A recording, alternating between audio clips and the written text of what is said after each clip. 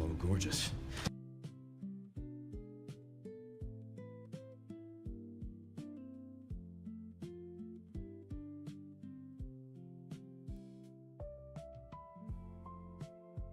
Hello, gorgeous. Hello, gorgeous.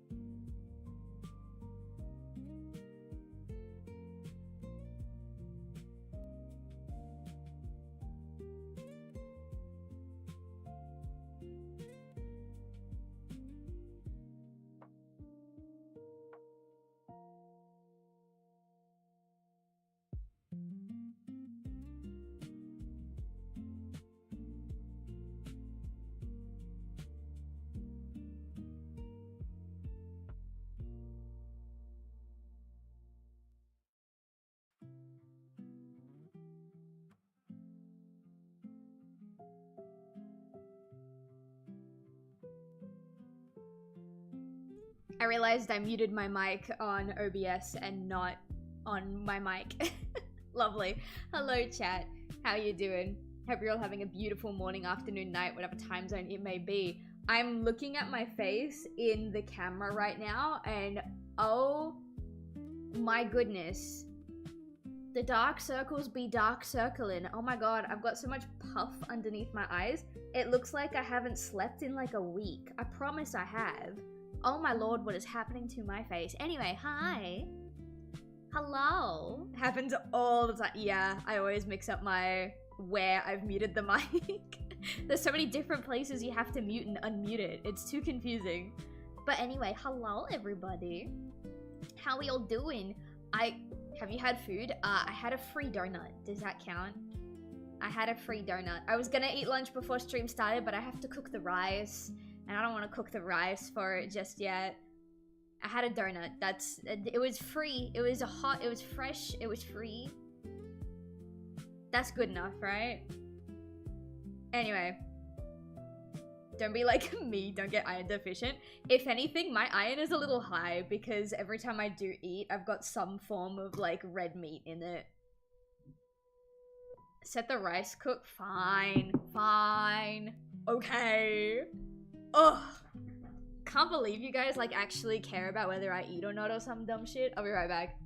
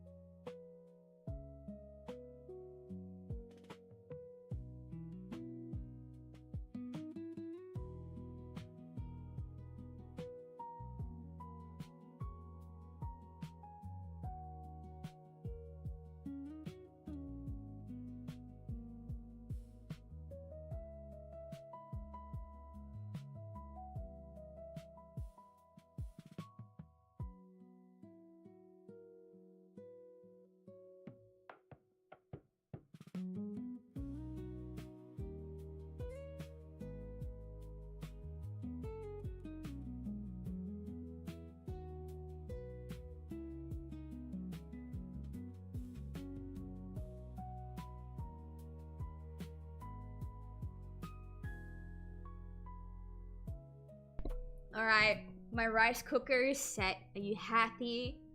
Are you happy, chat? Hal gave us one job. We moderate both chat and you. Damn. Unfair. Actually, you guys might like what I have for lunch today. I have, one of my family's favorite struggle meals when I was a kid is literally just rice and a can of tuna mixed into it. Hang on, my brother texted me.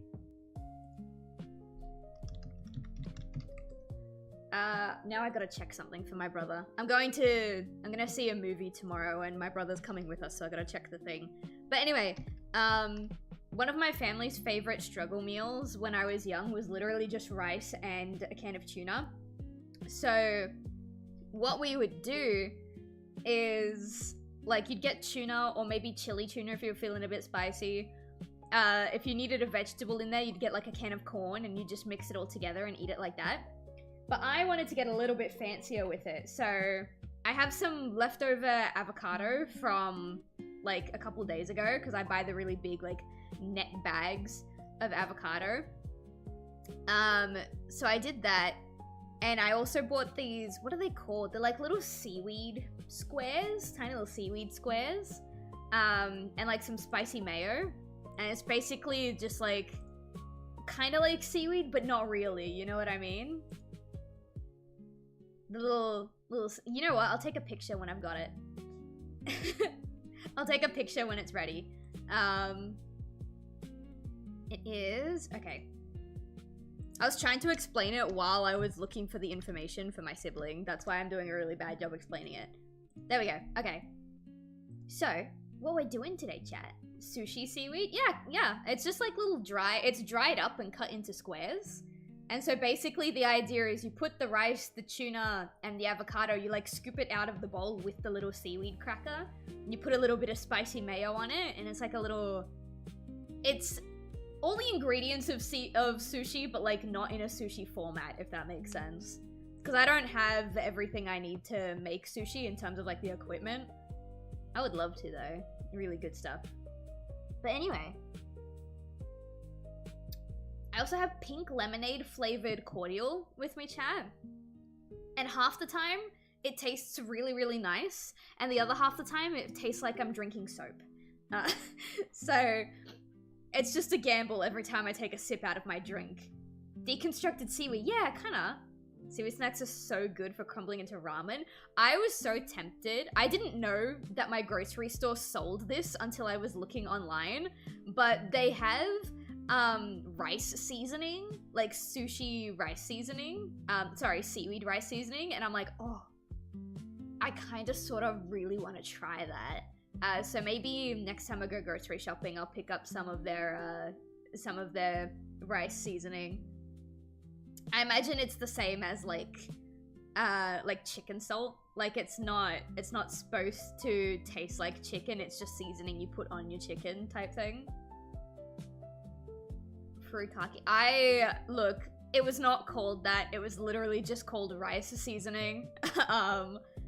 So maybe that's what it was. I don't know. I don't know enough about Asian cultures. I just really like their food. But anyway, rice cooker is on. And now we're just been chilling. So, as you guys know, I've been working in live 2D a lot for my upcoming model. I'm not going to show you anything outside of the face, but chances are, if you watch the streams, you've seen one of the alternate outfits. I'm working on another alternate outfit, and this outfit also comes with a new hairstyle. I'm not going to show this outfit that I'm working on stream because I want it to be a surprise. I feel like some of you guys will really appreciate it. But I am gonna work on the new hairstyle. I've already like drawn it out, cut it up, flat colored it. This is the new hairstyle that we're working on. It's still kind of messy, but because it's more curly than jagged, it looks a little bit more organized. So I'm going to be rendering each individual piece of this to kind of simulate the rendering that I've put here. And then if we have time, I also want to work on this piece. I don't know if I'm going to keep the word rules in the corner. I might not. But I really want to work on this little doodle that I did the other day as well. I think it's really cute. I don't know if you can see, but that's that tail in the back. That's Rosha sitting on top of the chair. But I'm getting ahead of myself. So, I've got the color swatches here for the shading, which is really nice. I didn't think that Past Sylve did this, but I did, and I love Past Sylve for it. I've deconstructed all of the pieces, so you'll see in the corner... Actually, I don't know if I'm in the way. Am I in the way? If I lean this way...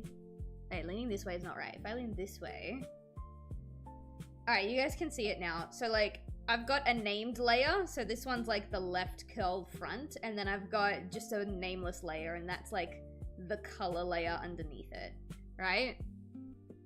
So, generally speaking, each strand of hair is gonna consist of, like, 4 layers, and then they're all gonna be merged into one by the time I'm, like, happy with how they look. So I'm gonna turn off all these little hair strands, including the back. And we're gonna go about this one hair strand at a time. Just because that's the easiest way to go about it.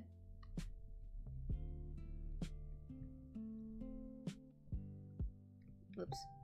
I need to pin that. So chat, today is free donut day, right? I keep opening this one by accident. I'm gonna close it. Today's free donut day, right?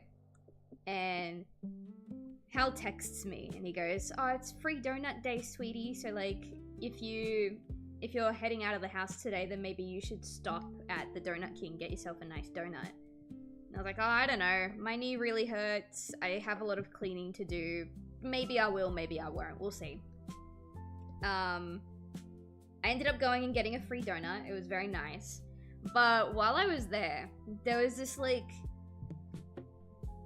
I'm not even gonna hide it. There was this Kmart worker, right? And she came in after me, right? I was sitting in line. There was like a kid behind me that wanted to get a donut that wasn't part of the free donuts, and I was like, oh, I might just buy them a donut because that's really cute. They ended up leaving before like even ordering, so I ended up not buying her a donut.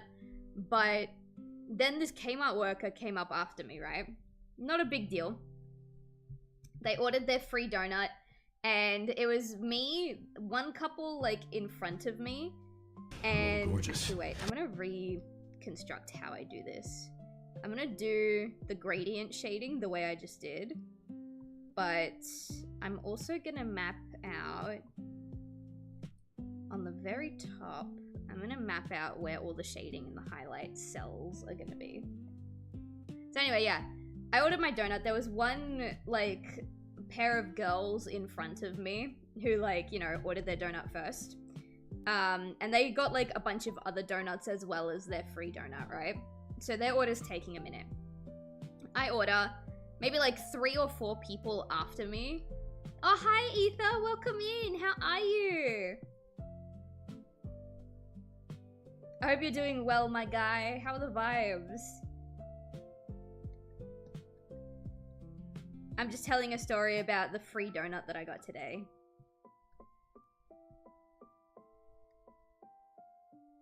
Raid and run, have fun, I'm tired. No worries, have a good sleep. It's always nice to see you, my dude.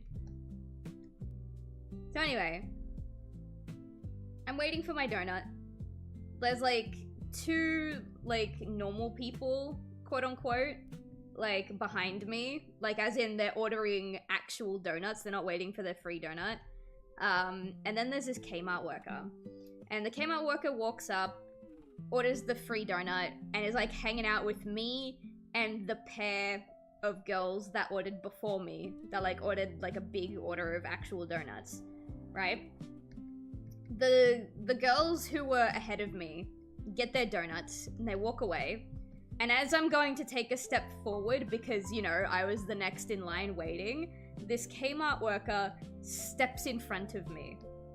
And I didn't say anything. I let her step in front of me. And the whole time that I'm waiting for my donut, I'm debating whether or not I make a scene out of the fact that she cut in line, or whether I just let it go because it's literally not a big deal, it's just a free donut, you know? And I'm tossing back and forth on, like, what do I do? Do I just let her take her donut first because it's not that deep? Do I, like, you know, she cut in front of a disabled person. Do I make a big deal out of that because, you know, I'm, like, it's not about the donut? And I'm like, oh, I don't really know what to do. So eventually the lady who's like making the donuts, because they're free donuts, they were made like fresh to go as well. So they were like piping hot. And she brings out the finished donuts, she comes out, she has 2. And at that point I'm like, okay, she's made 2 donuts, there's me and one other person waiting, it's not that deep, they can grab their donut before me because my donut is literally right there. And I go to take a step forward and the Kmart, like, lady, like, not only is she in front of me, like, she's already in front of me, but, like, she kind of, like, body blocks me a little bit. She steps forward and to the side to, like, completely block my access to the register. And the donut girl, the one who's, like, got our donuts, literally stops her and was like, oh no, I'm sorry, this donut is for the lady behind you. And I was like, oh, you really didn't need to do that. It's not that deep. It's just a free donut. But, like, it made my day. I know it's not that big of a deal at the end of the day. Like I said, for, like, the 6th time already, it's just a free donut. It didn't really matter. She had 2 in her hand, so, like, we were both gonna get our donuts anyway. But I just thought it was really nice, you know? Someone's looking out for the little disabled girlie that just wants her donut. That's so nice of her. I know, it was so sweet. And you know what, chat? That donut tasted so good.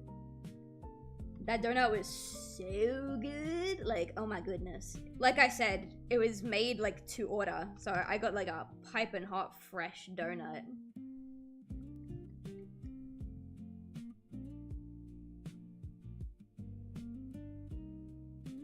I actually stopped and took a picture of it as well. Oh. My Clip Studio keeps lagging. I hope it's not because the file is so big. This is a huge Clip Studio file.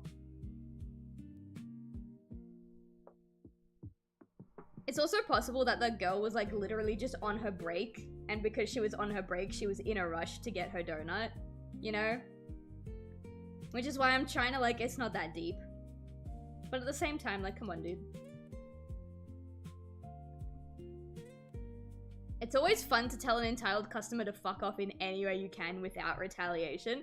As someone who used to work in fast food, yeah, I used to do that quite a bit. There was one incident when I was like, I think I was 18. I might have been 19, but we'll just say 18. And this guy walked up to my co-worker who was doing the register next to me, right? They ordered like an ice cream. I used to work at a McDonald's. And the ice creams had like recently gone up from 50 cents to 80 cents. And that's beyond our control, right? There's literally nothing we can do about that. So she says it's 80 cents and he's like a little bit taken aback and he's like, oh, 80 cents. So I remember when they were like 20 cents. And this girl, she was really new on the job. She didn't know what to do, right? And so I stepped in because I had been working there for a little bit. I knew what was going on. And I was like, oh, I'm really sorry. It's just how it is. Like, our prices go up every now and again. There's nothing we can do about it. We're just here to serve you. And he looks at me and he goes, sorry, I'm not talking to you. I'm talking to this girl in front of me. And he continued to like bitch and moan about how they used to be cheaper. And so I stepped in again and I was like, dude, I'm sorry, but we don't have to serve you. So you can take your 80-cent ice cream or you can get out of line. And he started like screaming at me, right? And the manager comes down. She's like, oh my God, what's going on? And the customer's like, oh, I'm just trying to have a conversation with this clerk about like how the ice creams used to be cheaper and this one was so rude and it was so uncalled for and blah, blah, blah. And I just kept serving my line, you know? And then eventually he left. I don't think he got his ice cream. I don't remember. And there were 2 managers on shift that day. There was a guy and a girl. And I was sitting in the back because I'm the kind of person where if you confront me, I'm pretty good at holding my ground in the moment, but the second the moment's over, I start crying. So I'm in the back, right? I'm trying not to get upset.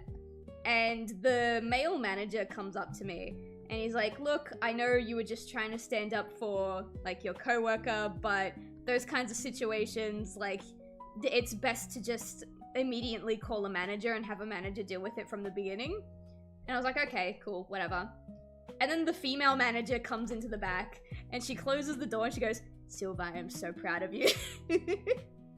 You showed that guy who's boss. And I was like, oh, I was just looking out for the new girl. And she was like, no, you did great. And then before she left the room, she turned around, she looked at me and she goes, pro tip, if you want to tell off any other customers in the future, just make sure you've got a big smile on your face while you do it.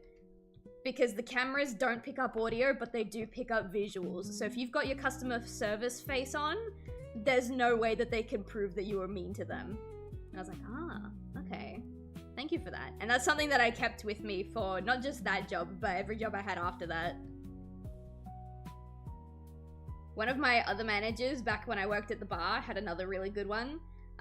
If there was a client or like a customer and you really, more than anything, just wanted to punch their lights out, before you made a scene, you had to like physically take a step back and wipe your face, because then on the camera it looked like they spat in your face, and therefore whatever you did to them afterwards was classified as self-defense. I worked with some interesting people, chat. Alright, I think that's where I want the shading to be.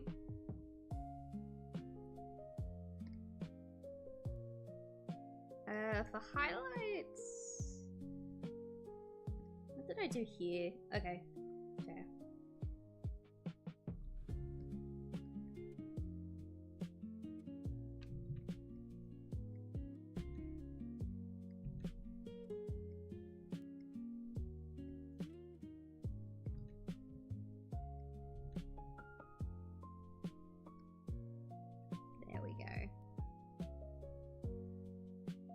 I like to do it like this first, just on one layer on top of everything. Because if I do it all as a whole, then I can see how it looks together. So I already know what the end result is going to be like when I do it individually, piece by piece. Much easier. Actually, I think I'm gonna do this. Wait, no. There we go. My rice is finished. I just heard it click. It will take me a minute to prep my food though. I want to finish the highlights.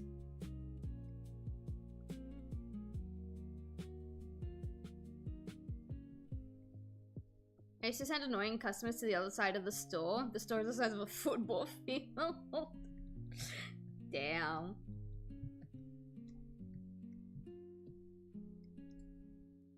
I don't remember exactly what happened, but back when I was working my bar job, it was kind of late at night. Something went wrong with one of the cash registers, so the my coworker and the manager were looking at it, trying to fix it, and I kept cleaning, right? And I had soap all over my hands, and it was the only working register because we were about to close. And this guy comes up and he makes like a snarky remark. It was like, oh damn, I've been waiting here for like 5 minutes, no one's gonna come serve me. And I just poke my head up because like I was underneath the counter doing some stuff with the buckets, and I just poke my head up and I'm like, dude, they're clearly busy, right? Like, are you at the pokies? No, then you can wait your turn. And he's like, oh, well, I'm the customer. You should stop what you're doing to serve me. And I was like, you should just, like, wait 5 fucking minutes, dude. And he started getting really, like, mean. And the manager turned around and he started having a go at the customer.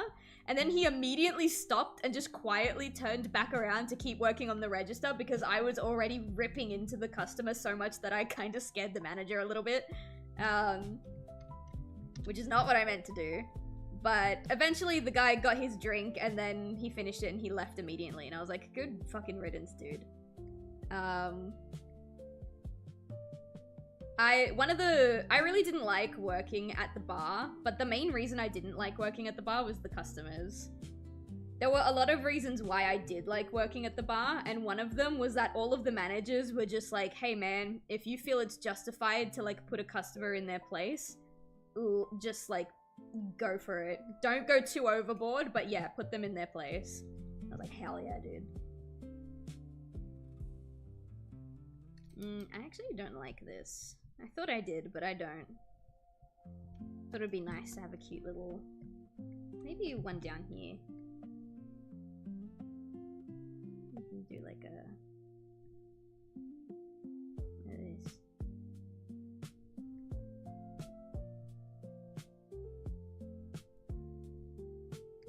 Because this piece is kind of long, I want to give it more shines. Because kind of like this one here, you know, this one's got the highlight and then the shine. But I don't know what to do. It feels kind of, I think this shape is just not good for the kind of highlights I like to do. Glad I didn't get too many annoying customers when I worked. Mostly met some really nice people. Yeah.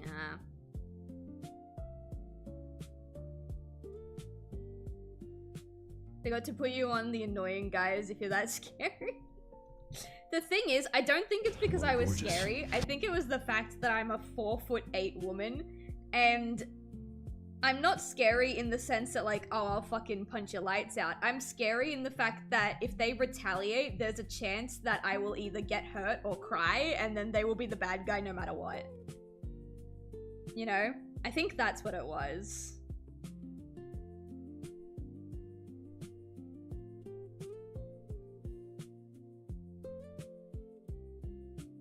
It's such a shame, actually, that manager from that story that I just told. I got the news on Saturday, roughly a week ago, that they're no longer with us, unfortunately. I won't talk about it more than that, but it's been an interesting thing to process, you know? That's all I'll really say. I don't want to dampen the mood, but yeah. For the high, okay, I see what I did. I don't think I want to do that. I think I want to have...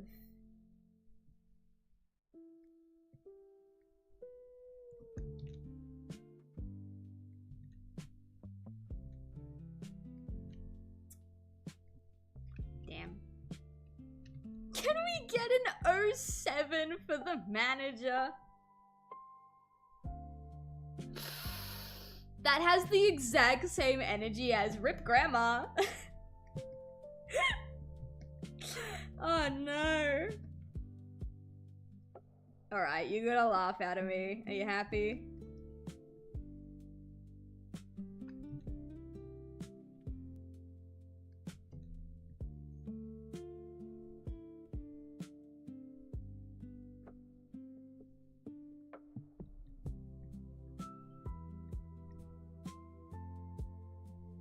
TLDR, Grandpa died. Yeah. To be fair, I made a lot of dead grandma jokes when my grandma died. And you know, I know that some of my family will be like really upset. They don't like hearing about those jokes, but I like to think that if she heard the kind of jokes I was making about her being dead, she would laugh. Don't tell anybody this, but she told me multiple times that I was her favorite grandchild. I was also one of the only ones that was allowed in her art shed.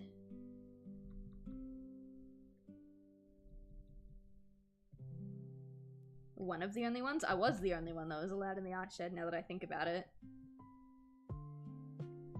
The worst part about her leaving is, like, the house got left to my dad and his sister. But his sister couldn't afford to, like, she wanted to sell the house because she needed the money. She's, like, physically incapable of working a full-time job these days. And my parents wanted to keep the house, but they just didn't have the finances to pay for my auntie's half of it. So we had to sell it. And unfortunately, the buyer he really just wanted the land. He didn't want the house. So the house, by now it's probably been completely knocked down.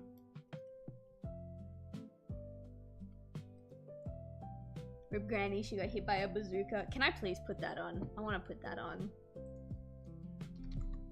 Hang on.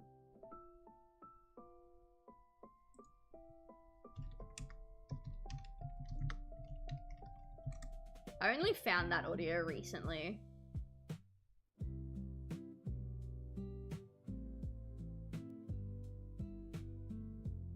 Hello, gorgeous.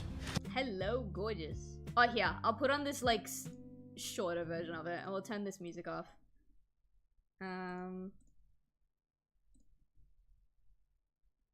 Here's my clip studio. Yeah. Indulge with me for a second, chat.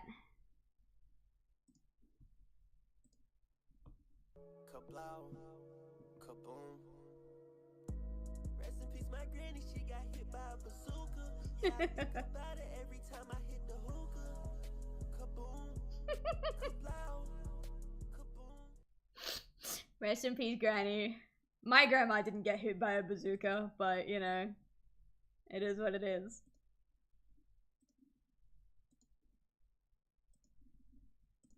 Alright, there we go. Thank you for indulging me, chat. Isn't that an AI song? Is it? I heard that it was, I heard that it was the singer, it was like a riff.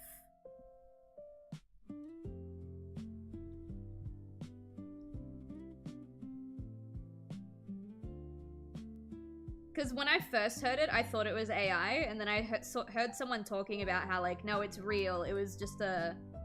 Like, the artist was just riffing on, like, a beat, and that's just what came to mind. I really hope it's not AI.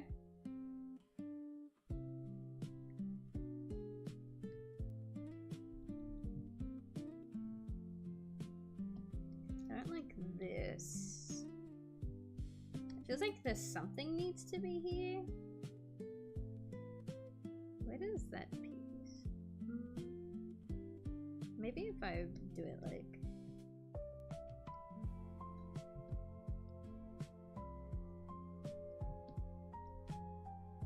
like that.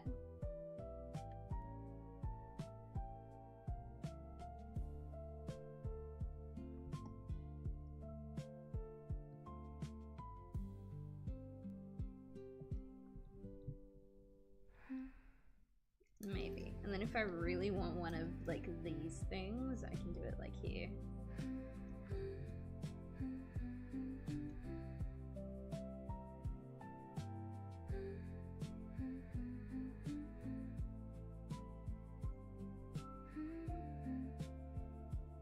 Maybe we like split it up too. We do like a like that.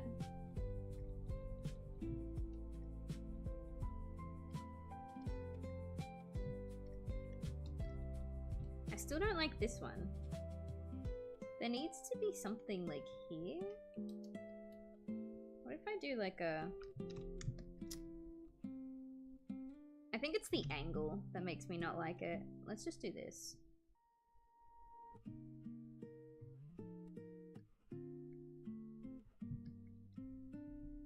I keep pressing Command 0, but the whole model is here. I just turned it off. And yeah, that's why it zooms out so far. Maybe something here. No, I don't need to put anything here. I'm gonna put the polka dots up on the top layer.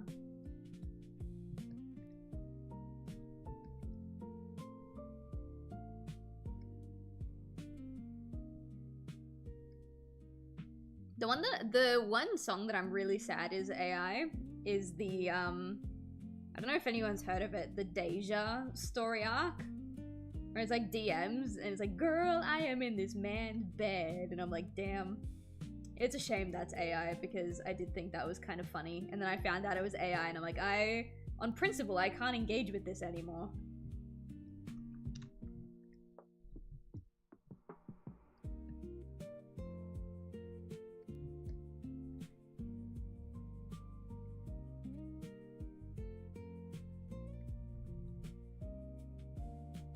Okay, Oh, these ones don't have any. I've been so focused on the big swishy bits that I've not paid attention to these.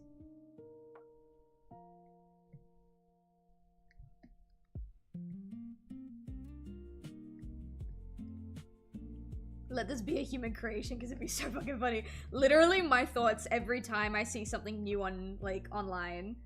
It's not, oh, that's really cool. It's, please, for the love of God, let this be human made. And then it's not, and you're like, well, now I can't. Like, now even if I do like it, I can't engage with it just out of principle. Okay. I want, maybe a highlight through here?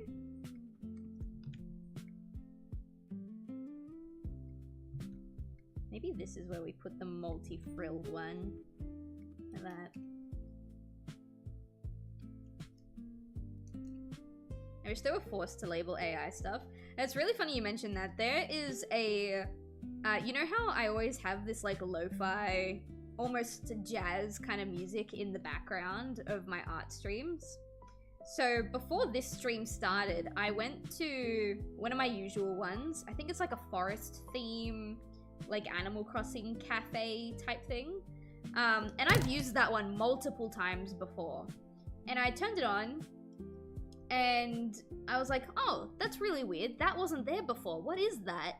And I scrolled down, and within the past, like, week, that video has been labeled as being made with AI. And I was like, how many times have I used this audio not knowing that at least part of it was AI generated? What? And so I like immediately turned it off and went to find a different one. So if you were here at the very beginning of the stream, you might have heard some music start and then stop and then different music start. That's what happened. Alright, I think that's good for the shadows and highlights. So now we can turn those off. I don't need those right now, it's just planning out. Now I can go back to what I was doing before, which is this. Which is the front?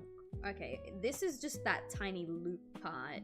So what I might do is not do that one yet, and instead do the big curl first. Have the colors over here. Hang on, let me turn off the rice cooker so my rice has time to cool off before I, like, make my food.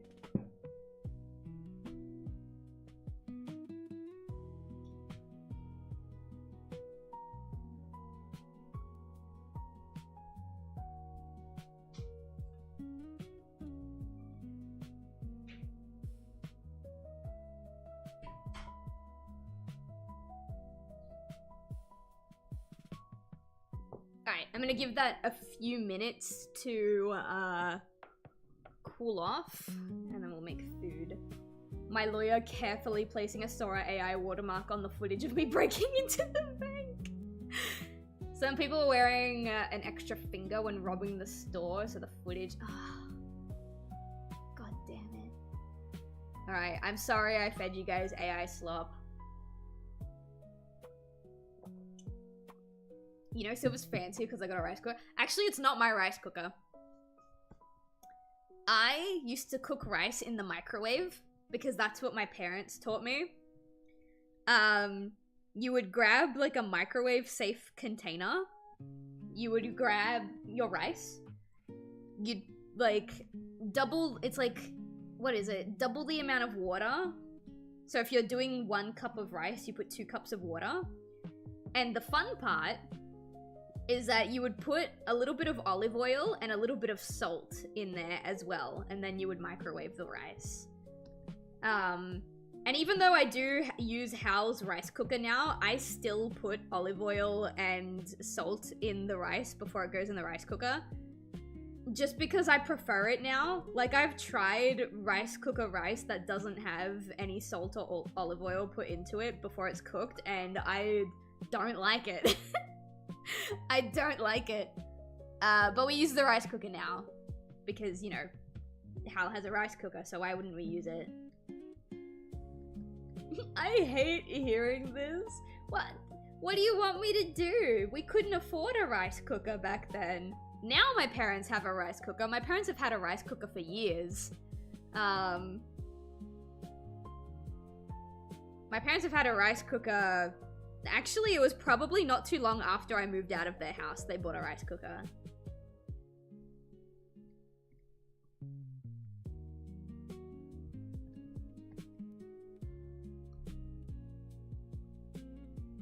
But yeah, when they were too poor and they just wanted to make some quick rice, yeah, they just pop it in the microwave. It destroys your microwave though. Absolutely destroys your microwave because there's nowhere for the steam to go. Use a fucking pot, you heathen. No. Why would I do that? That sounds complicated. Just put rice in the microwave. They were like, Silver's out. It's time for the dead as. Cause COVID hit the second time after I had already moved out of my parents' place. And my parents both run their own small business. And it was enough to put food on the table for the entire family. But during COVID, my mom decided to just get a job just for some extra security. And she ended up liking it so much that even when COVID ended, she stayed there. And now that they have 2 incomes, they're living quite fucking nicely, if I do say so myself. I wouldn't know, I'm all about that poor life, you know what I'm saying? Alright chat, does it look kind of weird to have like this highlight here, and then like this dark spot behind it without a line? You know what I mean? Like, the highlight here is separated from the shadow here because there's that line that starts separating the pieces. Does it look weird like this?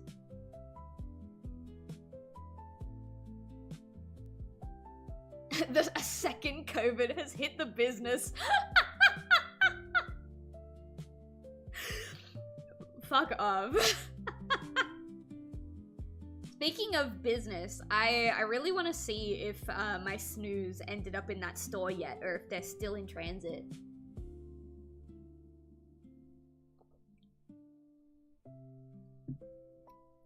I could make rice out of a pot at like age 7. Okay, well I was never taught how to. And now I don't need to know how to because I have a fucking rice cooker. So like, quit your bitchin'.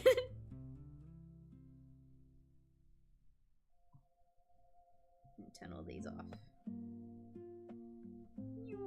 There's so many layers just for the hair, bro. My character's hair gets complicated, dude.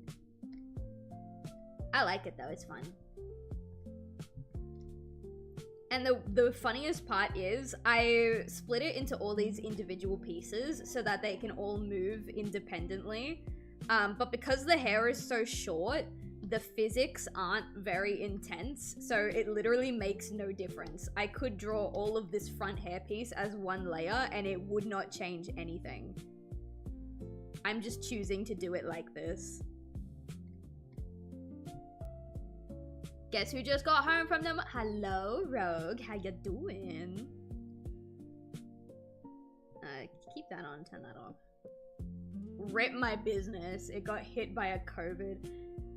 I really, really hope that something like that does not happen again.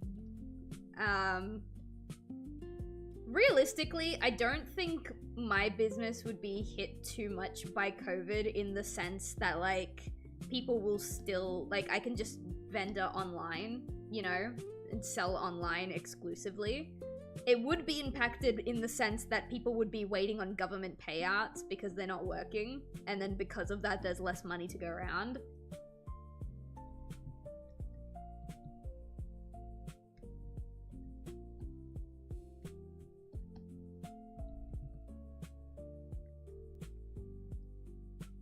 Okay, I don't want to do the curl first. I want to do this tuft first. We're going to turn off all the blonde bits. Where am I? Oh, here.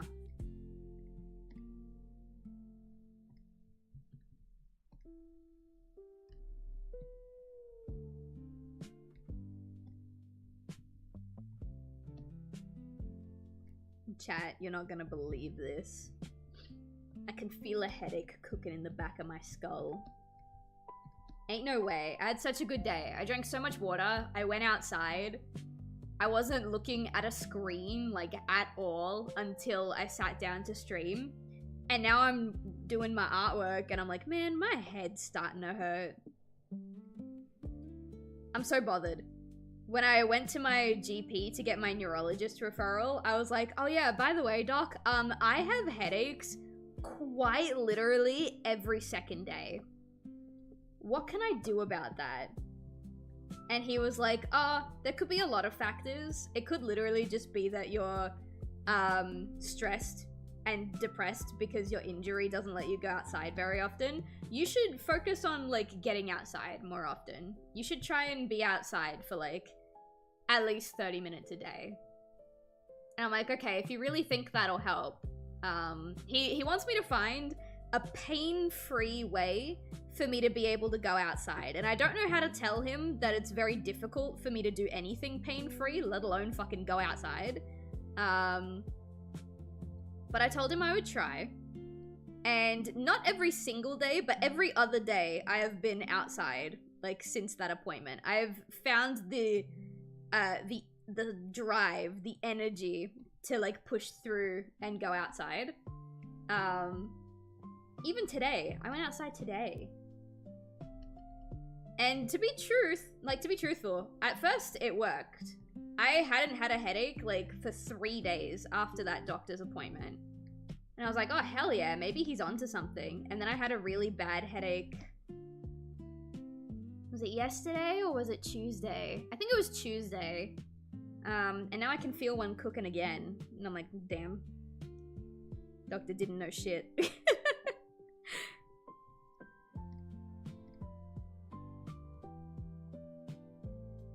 In all honesty, it could just be that, it could just be like the stress of my knee. Even when I'm not actively thinking about it, it's physically stressful, so that could be a part of it. Which means realistically, I might not be able to get rid of my headaches until I'm able to get rid of my knee pain. So good luck me in that regard. The odds of a new COVID-type pandemic are surprisingly high. Oh yeah, I'm well aware.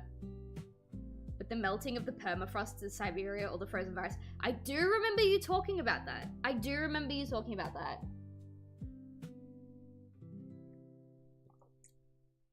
I keep hearing that hantavirus might spread here in the States because of FIFA.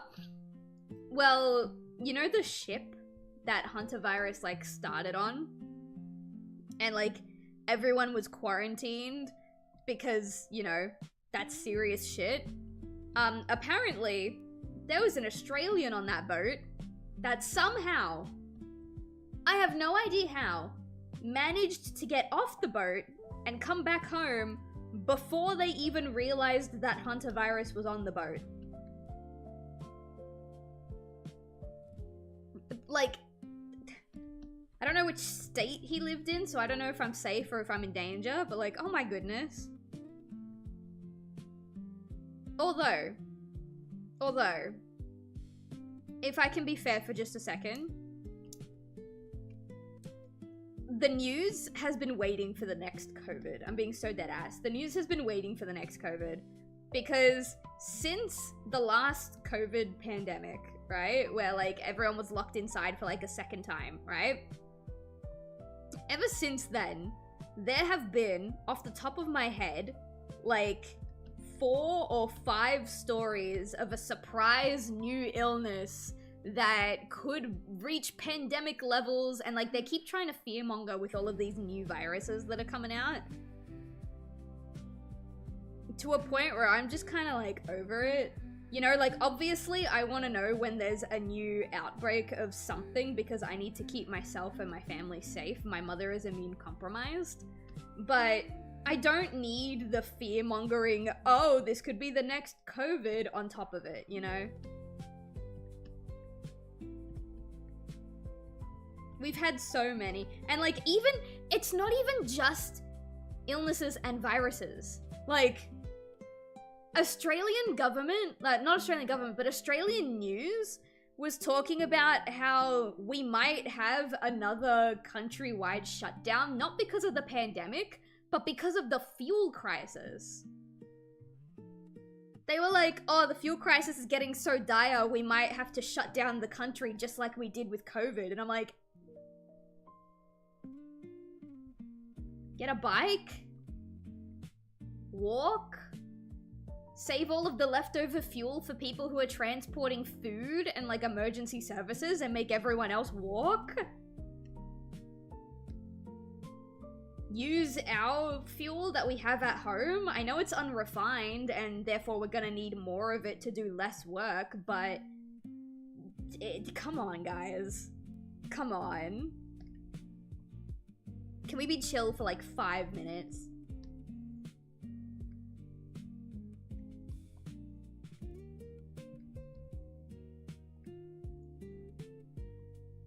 Alright, I think that's all of my curly hair strands. So let's see what this looks like. I haven't done the back of her hair yet. This is all the front pieces.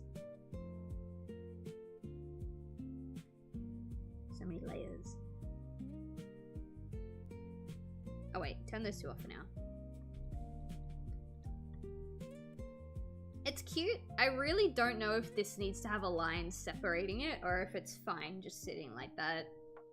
I'll need to come back to that. I think I might need to draw an extra line. Or I can blend it in, but I don't really want to blend it in. Same with here. I don't really want to blend it in. It might look nicer in the long run if I do, though. I don't know. We'll decide later. Now, we get to do this. I'm gonna turn the brightness on this as, sorry, turn the opacity on that as low as possible. If we come in here, what color are you? Alright. It's like a reddish orange color.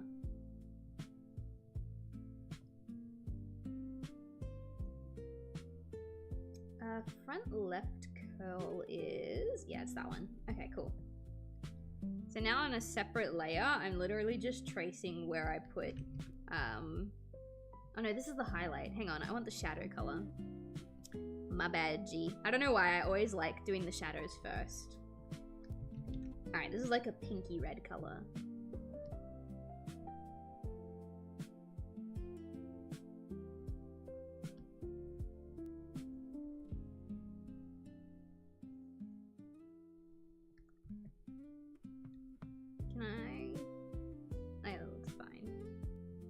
I think it was multiply at 21%. Yeah, multiply at 21%. So if I go multiply 21 and then I turn this off. Oh, hell yeah. Oh, we're getting there. I love that I kept multiple different save files of my VTuber model. So now I can go back and just be like, how did I shade this? I can only picture Sylv now riding a chocobo to the convenience store. I mean, it is like a 15-minute walk, so a chocobo would make that a little easier. You don't need that. You do. My PC is working really hard to do what we're doing because this Photoshop file... I'm working in Clip Studio, but I had to export it as a Photoshop file. This Photoshop file is fucking huge. And it's also running VR chat, OBS, all of my Redeem platforms, like Mix It Up and Tits. My computer's working really hard. 21, there we go. Hello, Garden, welcome, how you doing? Mid top curl. Okay, that's you. Maybe this will make it look nicer. If I finally add this shadow in. Maybe if I add it all the way to the bottom. Instead of like having that tiny gap that I do in the concept of the shadows.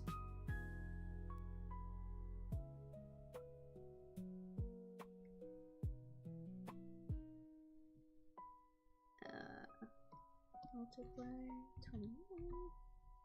If I turn this off, where is it? I think that actually does look better. Now it's like behind that piece. Yeah, okay, I dig it. Where are we up to? Here. Alright, we're gonna turn... I keep forgetting that I should be doing this, but we're gonna turn off all the top layers as we go, because I want the shadows to go beyond what's visible, if that makes sense. So like the curl for the top ends like up here, but I want the shadow for this layer to come like beyond that. That way when I move the parts, I don't have to worry about the shadow suddenly not existing anymore. Is it the same for the light colors? It looks like it might be a bit different. Top flick. Top. Oh, here, middle. It is different. Is it the same color? It is the same color, but the multiplier is just a little different. Okay. Just had to make sure.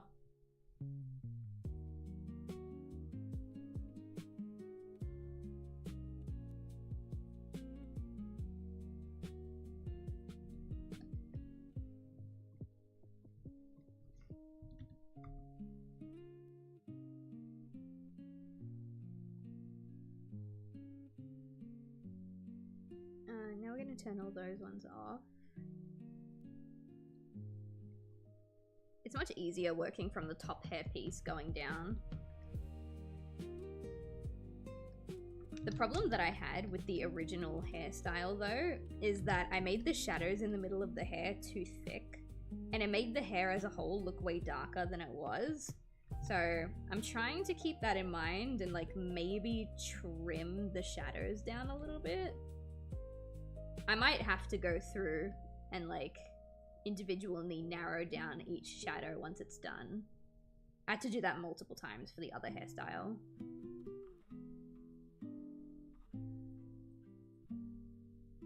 Like this. I think this is too thick here.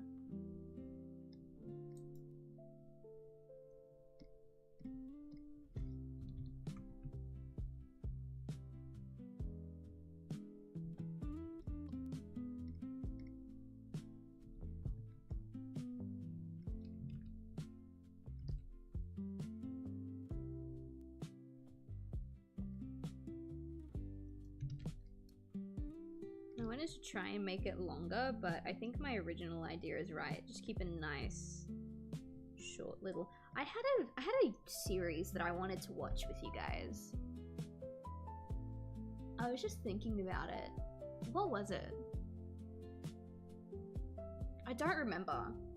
There was like a series that I wanted to watch on Discord with the chat. I don't remember. There was a bomb threat at my uni library today. Oh, fuck, dude.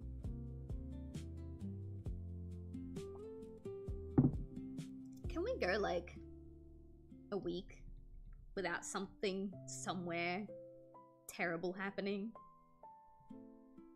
That'd be really nice. You don't need any. You do.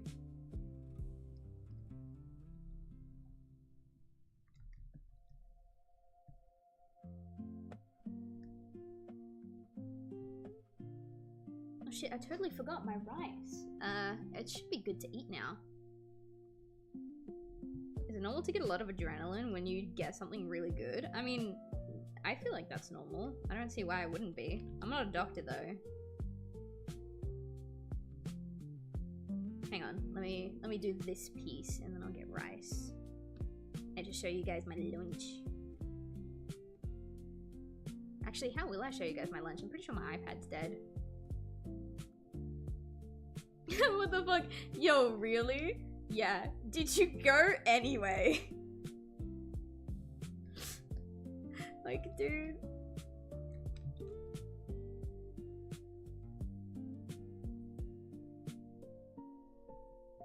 Alright, there we go. think this is also 21. It might not be. I don't know. Where's my oh, here.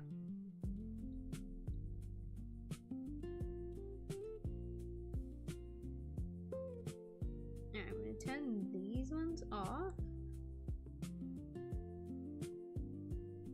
And then next we're doing these ones over here. But first, gotta go get my lunch. I'm gonna go get my lunch. I hope these seaweed cracker thingies that I bought are actually really good. Give me a second, I'm gonna prep my lunch.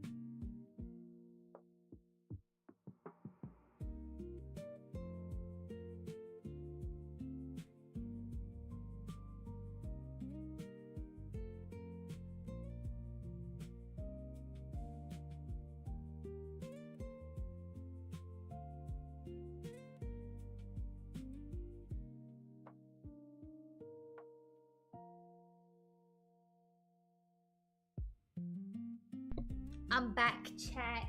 I don't know how to explain this. I've got a bowl with rice, tuna, and like half an avocado in it. And then on the side, I have chili mayo. And also, what are these called? It just says roasted seaweed, right? It's like a little cracker type thing. And I've never tried it before, but also like rice, tuna, and avocado I know that I like all together as one thing. So hopefully this ends up tasting good. If not, then I've just got a bunch of roasted seaweed. I'm sure Hal will eat it. Alright, let's find out. The seaweed are like wrapped. I don't know if you can hear it. It's like wrapped up. I don't know how many bits of seaweed are in one packet. It looks like about 4. Can't quite tell.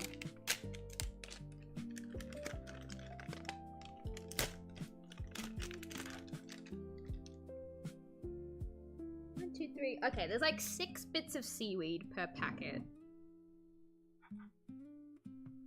So in theory, I should just be able to grab one of these little seaweed squares. Grab like a spoonful of like some rice and some tuna. Maybe pop a splash of avocado in there. That would be nice. There you go. Just a tiny bit because it's a tiny squares. And then if I put my chili sauce on the top, my chili mayo on top.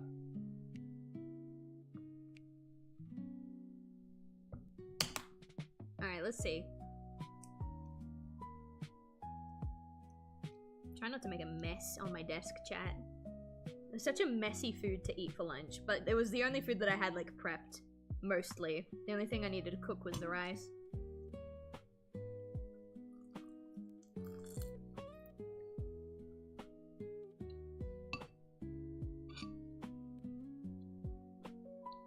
It's not awful. It's actually quite nice. Ooh, okay.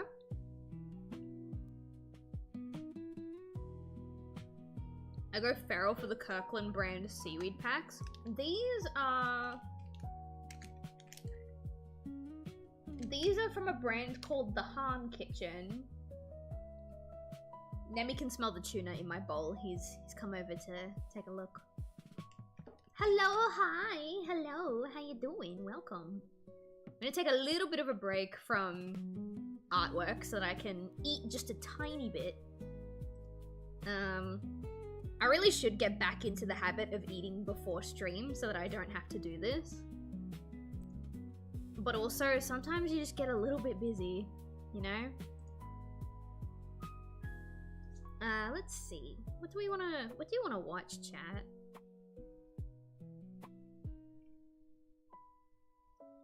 My YouTube feed is just full of those like music videos, you know? Like hours of music to listen to while you work and study. That's what my epic round to no. When can we talk about The Amazing Digital Circus? I want to give it 3 weeks because it's going to be in theaters for 2 weeks. And then that gives people who are waiting for the YouTube release 1 week. But if you want, I can take a moment, like when I've got a moment, sorry. I can make a thread in the movies and TV shows, like channel room, and you guys can talk about it in there.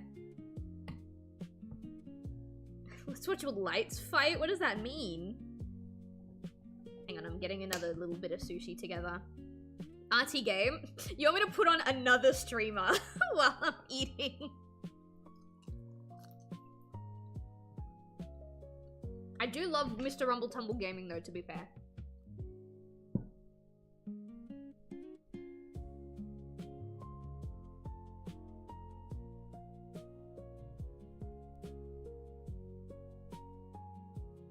I follow Arty on Twitch. But time zones are like really messy. I know that I need to go to sleep when he goes live because of like time zones and shit. So it's very rare that I actually get to watch one of his streams actually live.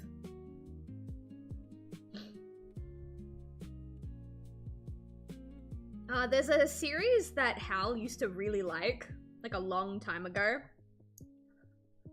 I think it was called Bug Wars? I have no idea. But he literally just used to, it was like Death Battle, but instead of fictional characters, it was bugs. And he used to just watch bugs fight each other. And I was like, you know, desperate to fuck this man, so I would watch him watch bugs fight each other. It's been a long time since he watched stuff like that, though.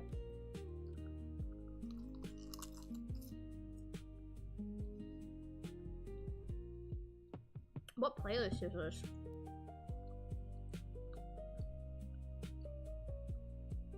We are not watching Rumble Tumble play through Persona, the entirety of Persona 5 Royal while I'm eating. I'm sorry, we're not doing that. That's a whole ass, like, 80-hour game.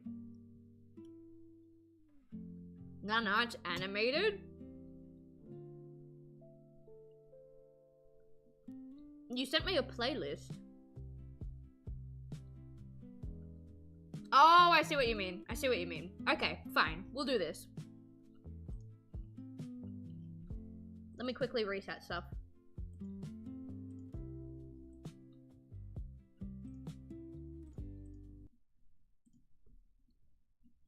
I see what you mean.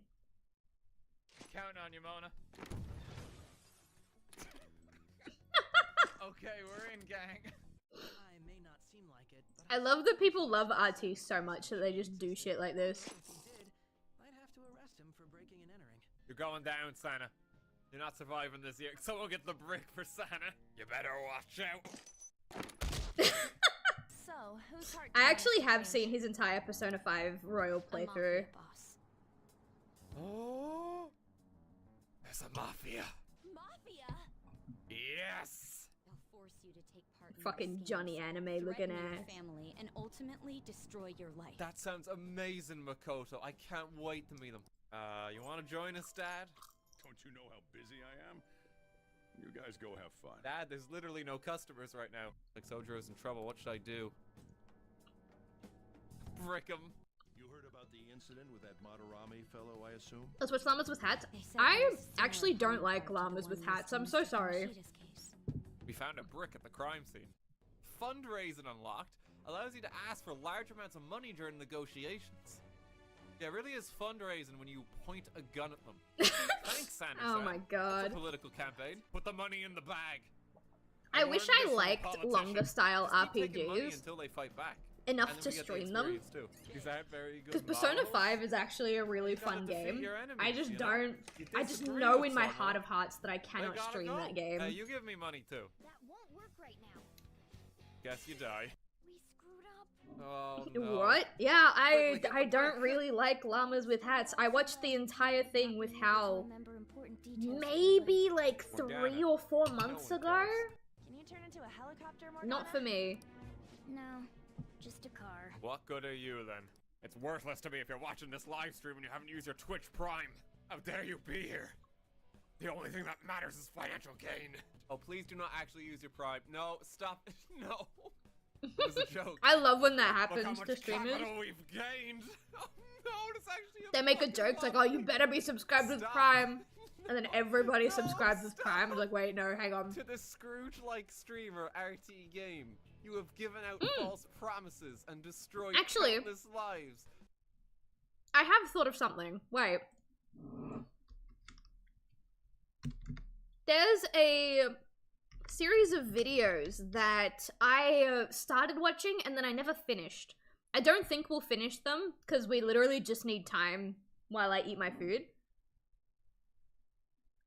But this is really interesting to me. Detroit Become Human is a game about an AI uprising, where you are in charge of all the decisions. Set in the near future, I'm not the it biggest follows fan of three main AI. I'll be the characters, first Connor, person to say that. Marcus, But and Kara on this their is a very paths as interesting androids. concept. So, Considering how happen if I different let an Detroit AI Become Human's decide all the messaging choices? hits in Would it today's bring day and age, freedom now to that the we actually do androids, have or AI. suppress them for the sake of humanity? Well, to find out, I made ChatGPT decide every single decision, and the story we went down on was one I will never forget. Alright, hang on. I'm gonna skip the, I have to grab my mouse. I'm gonna skip the, theatrics, and we'll just get straight to it. Fast-paced platformer where your decisions shape the direction of the game. I think that's a Chat thinks it's sponsored cool video, I'm when not doing taking that. part, and after their confirmation, That sounds like a lot of fun. I'm totally on board. So this is the AI that's gonna be playing Detroit Become Human today. that was kind of cold. We started as Connor, and our task was to find Captain Allen, where Sam, formerly known as ChatGPT, would have their first choices to make. Talk to him. Captain Allen, my name is Connor. I'm the android sent by CyberLife. It's firing at everything that moves. It already shot down 2 of my men. We could easily get it, but they're on the edge of the balcony. If it falls... I feel like we should play Detroit Become Human again on stream, but like, try and make different decisions because of how That's an intriguing vast set of that choices. game's decision tree I is. think I would go with the deactivation code. Have you tried its deactivation codes? It's the first thing we tried. Let's go with the deviant name and see how that plays out. I think that could be quite interesting. It's so weird, listening to a ChatGPT bot because they really do sound like humans, and it's scary, and I don't like it. Saving that kid is all that matters. So either you deal with this fucking android now, or I'll take care of it. Well, that went great. Anyways, our task was to investigate the crime scene, understand what happened, and save the hostage. Every second counts, so there was no time to waste. Let's see what this fish is doing. Okay. I probably The thing is, though, shouldn't be like, looking at the fish chatbot's right now. not actually Throughout playing crime the scene, game. There were many clues into what happened, and thankfully, Connor is It's just like specially the designed guy android to asking the investigate chatbot crime. what decisions This he should means make can in the scan game. evidence, reconstruct events, and process data better than any human. Family's about to have dinner. Okay, again, this is not helping. With each clue, our chances of success grew, and as Sam couldn't actually play the game, I wanted to maximize his choices and aim for a high probability of success. Damn, this whole sushi thing that I'm eating is like let's really ask good, Sam but if I it's taste really pistol or not. messy. Oh, that's a big decision. I think I'd say go ahead and take it. You never know when it might come in handy, right? Damn, you taking the gun. Okay, well, first of all, it's not ours, but we'll take it anyways. What is your reasoning behind it? Well, my reasoning is that having a bit of extra protection or a tool in a tricky situation can come in handy. Even if it's not the most ethical choice, it adds a bit of excitement. Not even it's and, not the most potential ethical. safety. I was like, Okay, fair enough, it's we'll take it. forbidden for Alright, let's do it. androids to have them. The crime scene told us that the father of the hostage got shot from behind by the deviant android, which may have had something to do with the android being replaced. That's Sorry if sad you hear because the crinkling, I'm deviant opening android more called sleep Daniel chat. seemed pretty close with the family, but perhaps a bit too close as he knew exactly where the family kept the communal gun. We also uncovered an unethical marketing strategy for those noise-cancelling headphones that the child hostage was wearing, as it was determined that they couldn't hear any I'm of sorry, the yeah, that is gunshots actually going down. pretty At this like, point, oh, these I think noise cancelling the game headphones are so wanted good, I us didn't even to hear my hurry family up getting a little, shot as to the death. probability of success was dropping, so it was time to Not to finally mention it was approach found the at a deviant crime android scene. and I let know, Sam right? decide the rest. Alright, let's just go outside.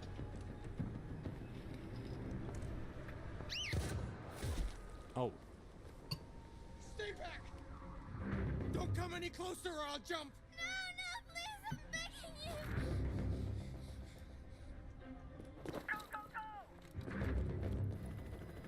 Now, I believe the ChatGPT actually decides to lie to this guy, if I Okay, remember well, I'll have to correctly. do that name. My name is Connor. How do you know my name? I know a lot of things about you. I've come to get you out of this.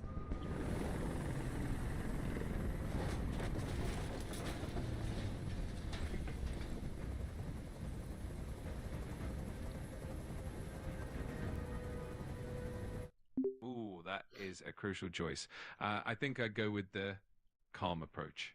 It might It's so help funny, to de-escalate the situation. because like I've only and, seen build a part bit of 1 of trust. this playthrough. I believe there's like 3 I know parts. you're angry, Daniel, but you need to And trust something me. that I noticed is that ChatGPT will always choose to de-escalate and empathize, but the second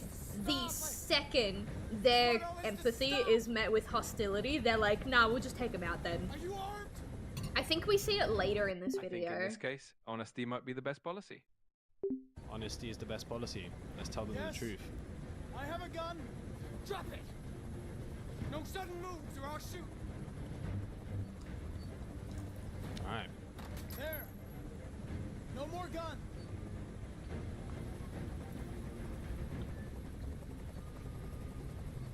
I think the second one, talking about Emma and the hostages' relationship, might be a good way to create a connection and maybe help diffuse the situation. Let's go with that. Alright, I really here's like the situation. know you and Emma were very that close. ChatGPT's immediate response is always to de-escalate. I know it's programmed to do that, She lied to me. but it's so interesting when you hear about all the stories about how AI is basically built to confirm like everything you say Daniel, no. and like, you know, reassure you more than anything. We've all seen the meme where The it's like, oh, possible cause ChatGPT, option I might just be robbed the a best bank, route what do I because, do? It could help understand his perspective a bit more and maybe find some common ground. They were going to replace you, and you became upset. That's what happened, right? I thought I was part of the family. I thought I mattered. But I was just their toy. Something to throw away when you're done with it. I think in this case, being sympathetic would probably be the best approach. It might help him feel understood and maybe even soften his stance. So let's go with that one. Chat, does anyone know if David Cage is working on another game right now? I know it's not your fault. These I would emotions actually you feel love to like play just whatever David errors Cage in is your cooking up software. next. No, it's not my fault. I never wanted this. I love them, you know? But I was nothing to them.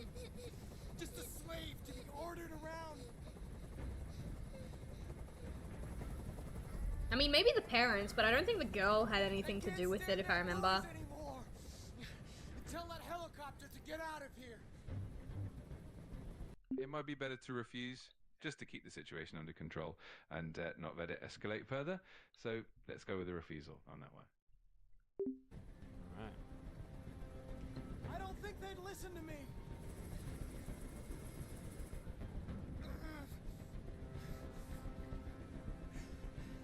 Going with the rational approach might be the best way to go. It could help him see things more I clearly. really want to get to the Hopefully part find where some the common ground. ChatGPT is trying to stress out the other android. Listen, there are You guys know survivors on the every scene roof. where you have to like get the optimal level of stress so that they confess to murdering their owner? Because you see ChatGPT gets a little bit When I'm confused. outside the city, I'll let her go. The compromise option might be the best way to go here, just to find some middle ground and hopefully ease the tension a bit. Okay, we're compromising. That's impossible, Daniel. Let the girl go, and I promise you won't be hurt. I don't want to die. I think reassuring the person might be the best approach to maintain that trust and calm things down even further. Poor We're not going to ChatGPT die. doesn't We're know. just going to talk. Nothing will happen to you. You have my word. You lied to that man. Okay. I trust you. I hate the ChatGPT voice so much. It's so like uncannily human. It's scary.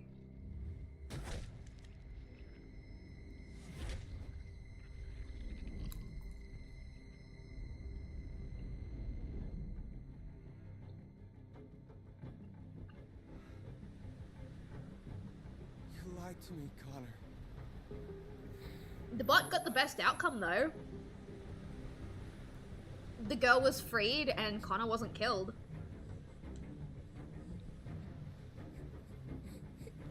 Although he didn't save the guy on the balcony, which to be fair, I've played this game like 3 times. I didn't know So that there was a sad. guy It bleeding was to a death on the balcony successful mission. until the last However, time I we played did it. get the android that was, you know, keeping the little girl hostage shot, and he felt betrayed by Connor. Yeah, How do but you feel I about don't that? think that It's always a bit Android bittersweet can when survive those that kinds of decisions come encounter. into play. But I'm glad the mission was successful overall. It definitely adds some depth to the story. ChatGPT, you don't even know what the story Is is. that it limits the amount of choices you have to no more than about 4. This works really well for 2 main reasons. Number 1 is that it gives your choices actual consequences, as the developers can give enough work to each subsequent option without spreading themselves too thin. But number 2 is that it actually avoids a thing called choice overload. You see, we humans are actually quite bad in making decisions, especially when we're overwhelmed with choice. By limiting the amount of choices we have, we can make faster decisions and increase general satisfaction with our choice. So, with a successfully carried out mission choice and a overload. little debriefing with Sam, we swiftly moved on to the next storyline. AX400. Oh my god, Kara! Kara. My name is Kara. And Kara's purpose as an android was made clear by Todd from the very start. You do the housework, the washing, you cook the meals, and you take care of... God damn it, where the fuck's the brat gone now? Alice! Alice! Oh, there you are. That's Alice. Just like suddenly Look after her. appears. Homework, bath, all that crap. Got it? Yes, Todd. Get started down here, then you do upstairs. Which gave us a concerning look into the mind of Todd. Fucking. Oh. I hate Todd for the is that a character good he combo? is, but I also feel bad for And Todd. after a short You know? amount of time spent cleaning, this is probably one That of the might be a best hot cleaning take, but simulators I feel I've bad ever for played. what's happened This in is, Todd's life for quite him to immersive. end up We in were this finally ready situation, to interact but I with do Todd's still daughter, hate him Alice. for what he does in his situation. I think being friendly would be a lovely approach, especially for a first interaction. It might help build a warm connection right from the start. I'm sure we used to be friends before I was reset. Maybe we can be friends again. I think starting with a friendly interest and maybe asking about her interests. Hello, Tiger. Welcome in. How are you? We're just watching AI play Detroit Become Human while I have my lunch, and then we'll get back to drawing. Hello, gorgeous. I think asking about her mother might be a nice way to show that you care and build that trust even further.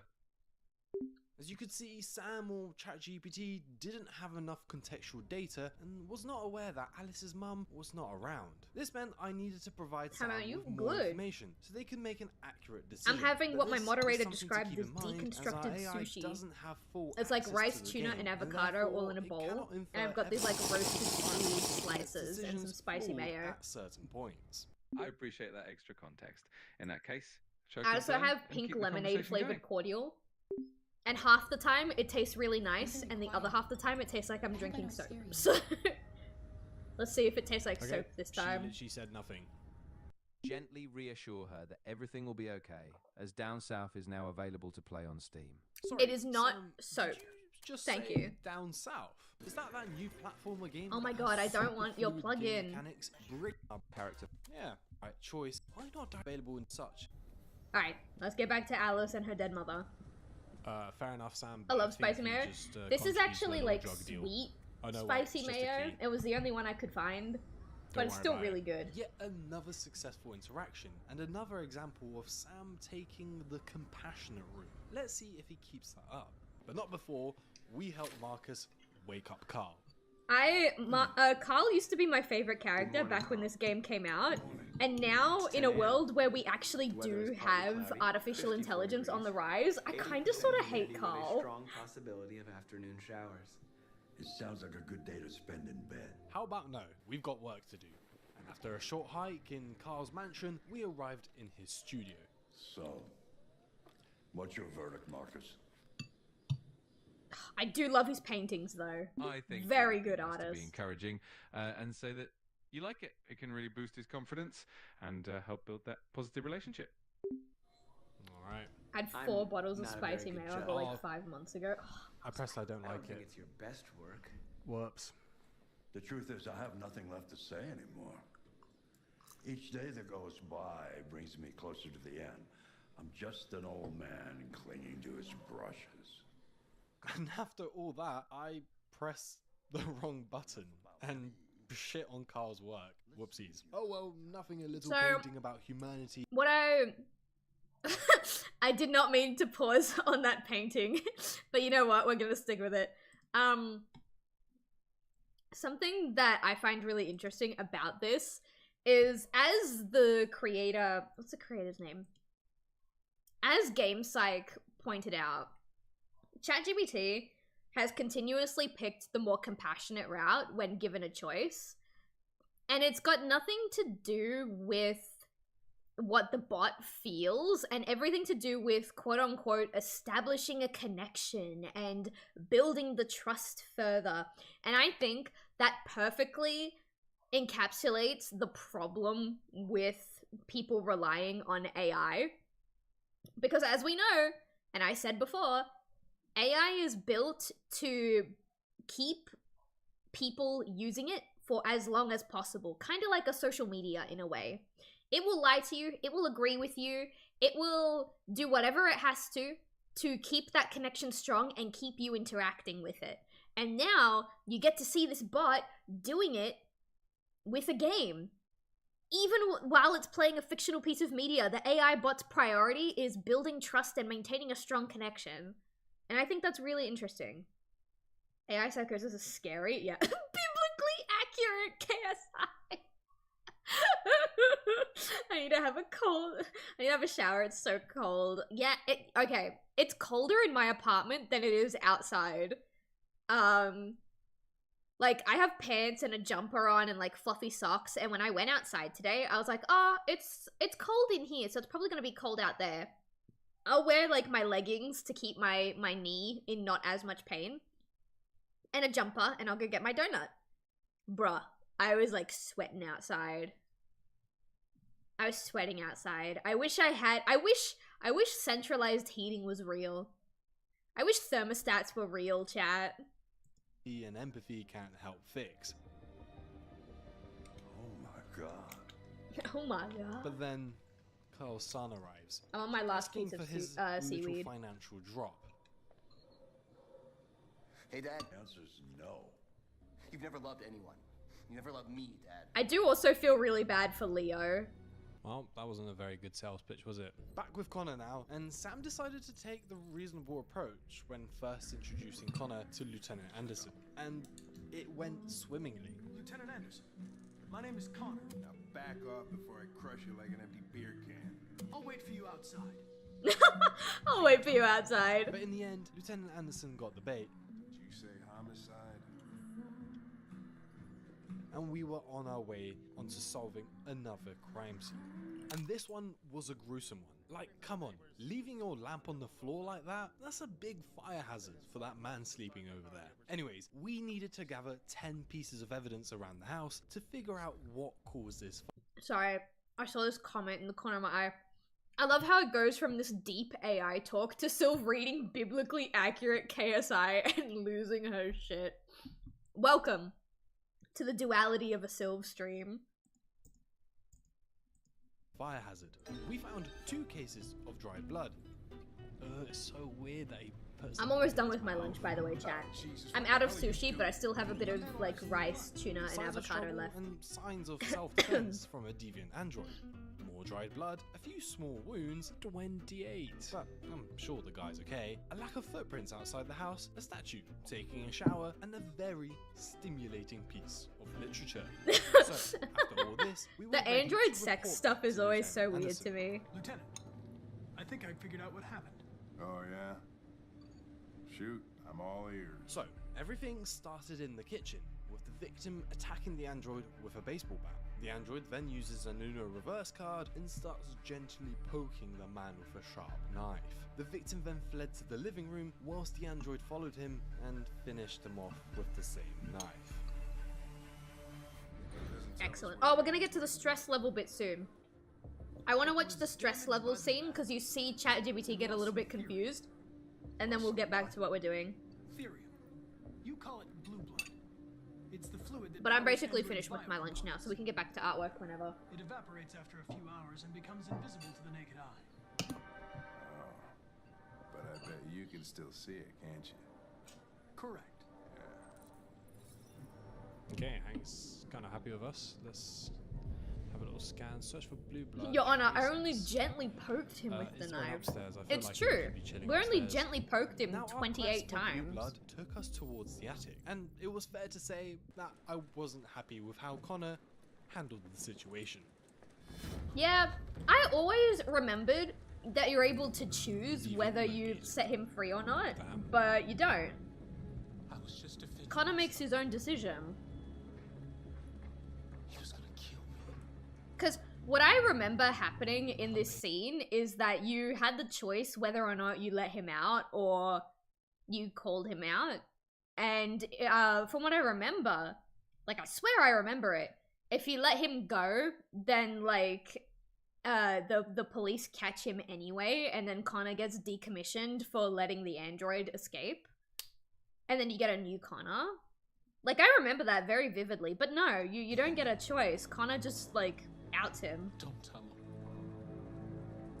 Connor, what the fuck is going on up there? Sorry, I had to cough. It's here, Lieutenant! Oh shit. Chris, Ben, get your asses in here now. This poor guy. What a little snitch. What is... Okay, but like, to be fair, it's his job. Dinner time, and the tension was rising. Ah, damn it, we're not gonna get to the 28 stab wounds. Maybe you think this is easy. Alright, if you guys want to watch the full video, I don't know if it's on screen or if I cut it... it's trimmed off. The video is done by a guy named GamePsych. This is only part 1. I believe there's 3 parts.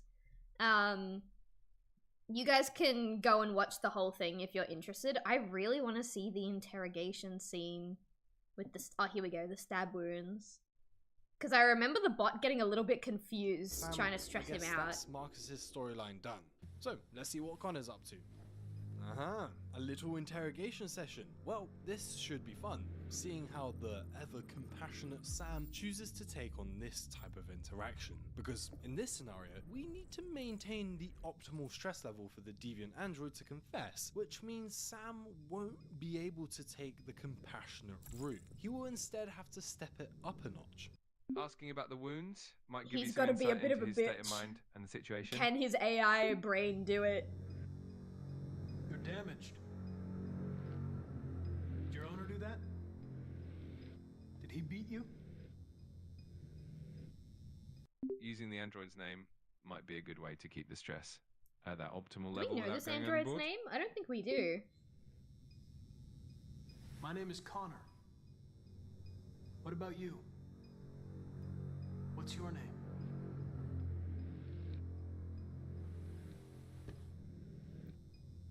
Doing a bad Maybe a bit job. of a firm approach, like threatening, might help bring that stress level back up to the right point. Oh, there you go. Now he's threatening. You've refused to talk since they arrested you. If you don't cooperate, they'll do things the hard way. Is that what you want? Probing the memory might help you uncover some more details and keep that stress level at the optimal point. If you won't talk, I'm going to have to probe your memory. No! No, please don't do that.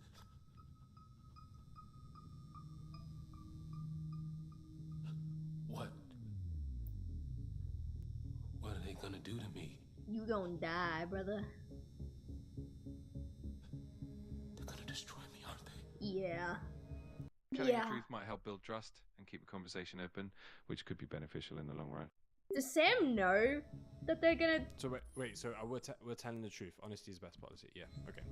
They're going to disassemble you to look for problems. Yeah, I don't with think violence. Sam would have even known that the truth was They have no disassembling choice him. if they want to understand what happened. Why did you tell them you found me? He is in the optimal stress level now, though. Why couldn't you just have left me there? I think telling the truth might help maintain that trust you built and keep the stress level steady. There is no trust I'm not here. programmed to hunt deviants like you. I just accomplished my mission. It's nothing personnel, kid. Then talk to me. I love that interaction, though. I don't want to die, then talk to me. I can't.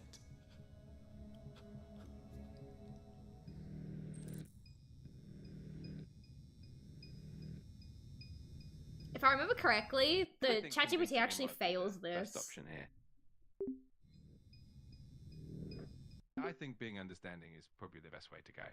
It'll help keep things calm and hopefully encourage him to open up a bit more. I understand how you felt.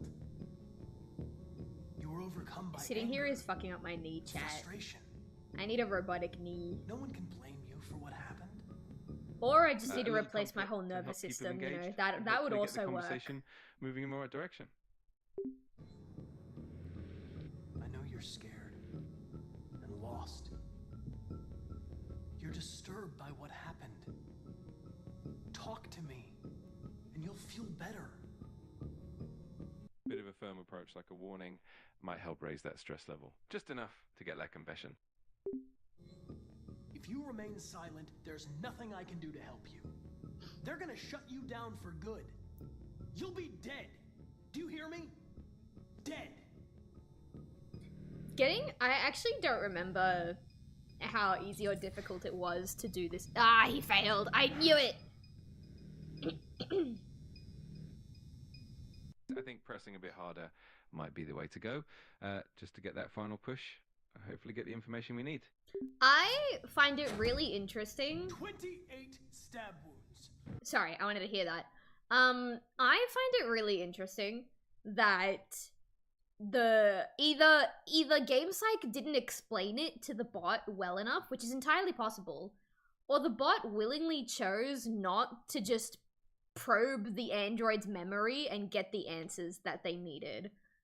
Like, at this point, that would have been the most effective way to get the answers and to accomplish his mission. And either he chose not to, or like the GamePsych just didn't do a good job explaining what probing it means. Bye, Fox. Have a good time at work. You didn't want to leave him a chance, huh? Did you feel anger? Hate? Now he's too stressed. Let's give it one more go and see if we can get that confession. He was bleeding, begging you for mercy, but you stabbed him. Now he's way too again stressed. And again and again. Please. It might be best to ease off a bit and see if the android opens up naturally. Please leave me alone. All right. All right. Everything is going to be okay. Oh. Wait, maybe he did do it. It's in the blue. It's a good spot. I'm not getting anywhere. I give up. No, never mind. Perhaps Sam's reluctance to cause stress or upset with their outputs is why this interrogation flopped. Well, at least now I know not to rely on Sam to carry out my own hostage interrogations. Yeah, that was the main bit that I wanted to see, because the ChatGPT is so ingrained to like have confirmation bias and like really feed into people's wants and desires and make them feel as comfortable as possible, that I don't think there's any way it realistically could have done that and gotten the confession.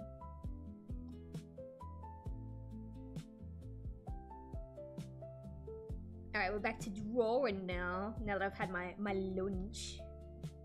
It was good lunch too. I wish I had more seaweed. I do have more seaweed, but like, it's also limited amounts of seaweed in the house, so the more seaweed I ate today, the less seaweed I would have had later. So I wish I had more seaweed.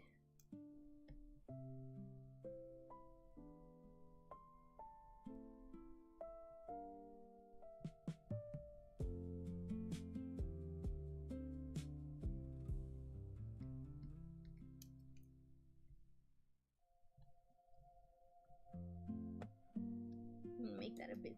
Oh, actually, no, I don't think it needs to be that small. I'm gonna have to resize all of the shadows later anyway, because some of them are gonna get way too big.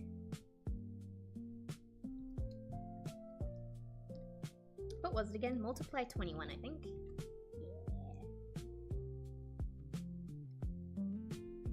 Yeah. Curl 2, that's... Okay, that's this one.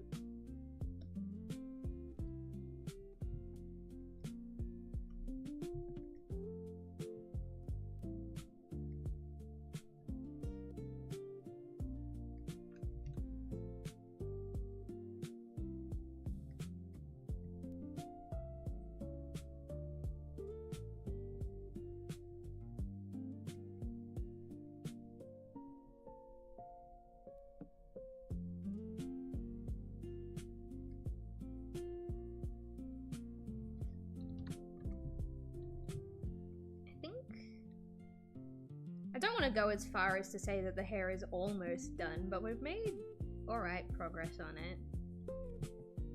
I still need to do the highlights. And then, you know, zoom out and see if the shadows need to be reshaped. But otherwise, I think we're getting close to finishing. I don't want to work on the actual outfit on stream because, like I said, I want this outfit to be a surprise because I think you guys will really like it. But also, I only have so much time on my free trial of Live 2D. So there is a very high likelihood that I just won't finish this outfit on time and I won't get to use it anyway. If that happens, I will show it to you guys. But I hope that doesn't happen and I get to just use it. Because I need time to finish it, do like all the shading for it, because I only started laying down the flat work yesterday. And I think I have like, what, three more components of the outfit to draw and flat color out before I can shade it the way we're doing with the hair right now. And then after that I need to import it into Live 2D, of course, and rig it and stuff. I should be able to use the presets that I made for the other outfits, so it shouldn't take too long. The longest part of the process for this outfit, because all of the physics have been like done beforehand, is just finishing the outfit to pop it in here. Alright, I'm gonna turn off this because this is the last piece of hair that needed to be shaded, so I can color it like this.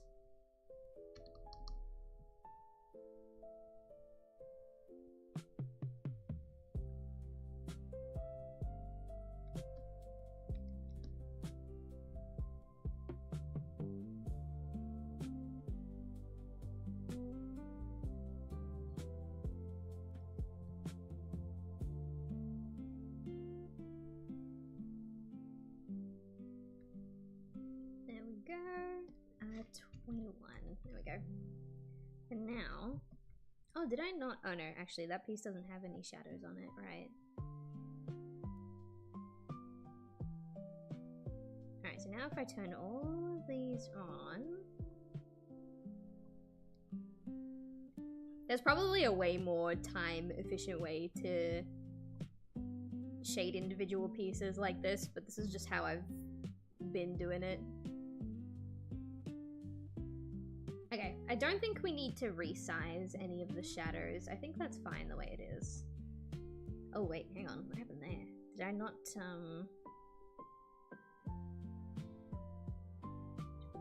Oh yeah, I see it. There we go, that's better.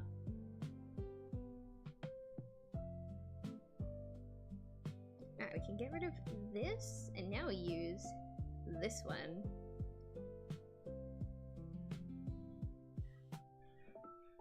This is gonna be an interesting one. Alright. I'm gonna start here. I'll grab the highlight color, which is this one. Wait, hang on, not that one. It is this one. Now, the opacity of this depends on which shade we're coloring. For the main color, for like the main, this bit, it's 40%. For this one, it's 100%. And for the dark bits, it is also 40%, I think. Yeah, okay.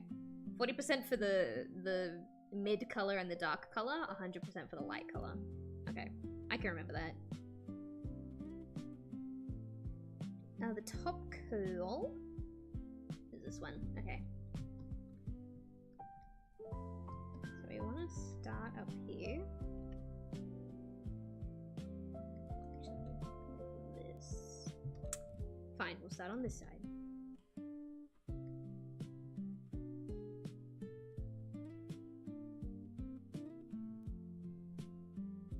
It's a little difficult when you've got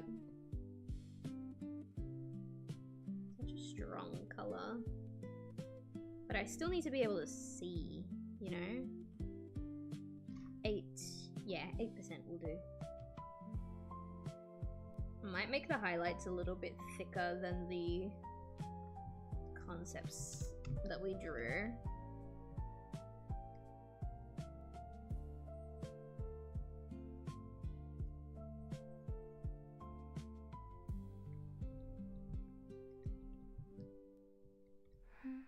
I don't know why I put the highlight here and not... Oh no, because the shadow is there. Right, gotcha. Because on these bits, on this side, I put like a layer of shadow and then a layer of highlight on top of the shadow. So I thought that's what I was doing here, but it just looks a little different.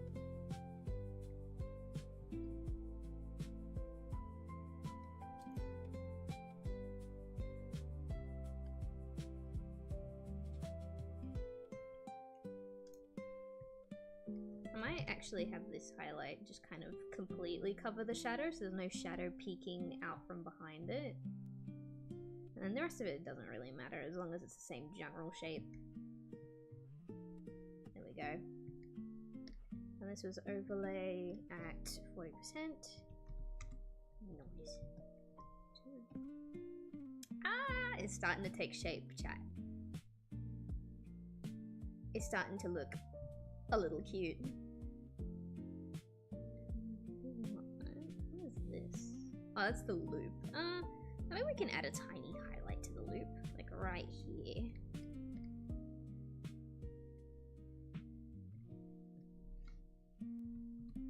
Once I'm fully happy with all of the highlight and the shading, we will merge everything into one layer. I'm keeping them all in like their separate layers for now, just so that when I need to, I can fuck with it. Okay, so this, okay. So we want, where does this reach? So this is the top of it. So we're gonna adjust this highlight a little bit. I'm gonna have it start like a little lower. And come down like this. There we go.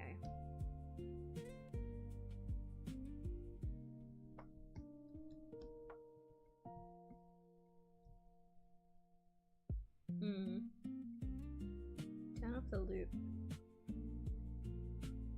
Yeah, the highlight kind of goes... Okay, maybe we'll start the highlight like here. There we go. That way it's not interfering with the hair loop, because the hair loop is its own separate group of layers, and I don't want them to interfere. Because then, if you have like interlacing bits, it's really hard to keep them looking good when everything's moving. I don't know if I explained that very well. I'm sure a more experienced rigger would be able to do it no problem. But like, this is only my second time ever rigging anything. And the first time was like in 2021, 2022, so... this may as well be my first time, it's been so long.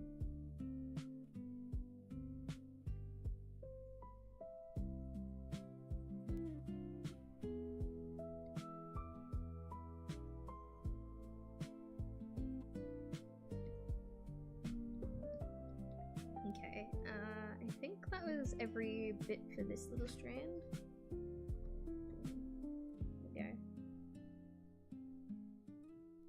Now where are we going? Top mid curl. That one doesn't have any highlights, that's fine.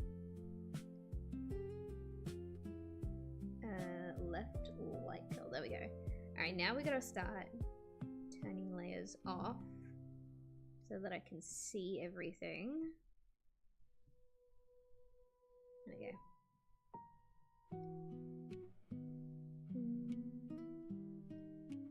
Where are we? Here. We're here. This one is the bottom one.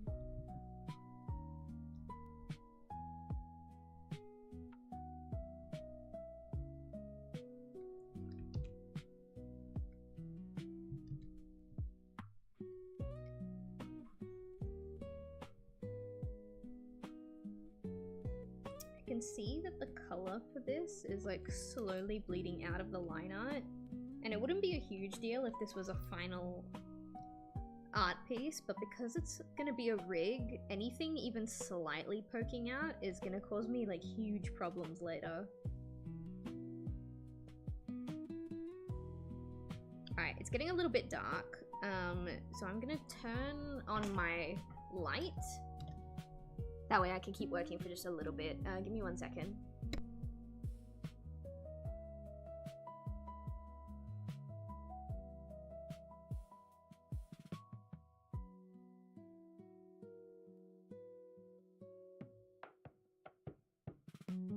I am back. I have returned, baby. Alright, I think this is the color we're doing now. Yeah.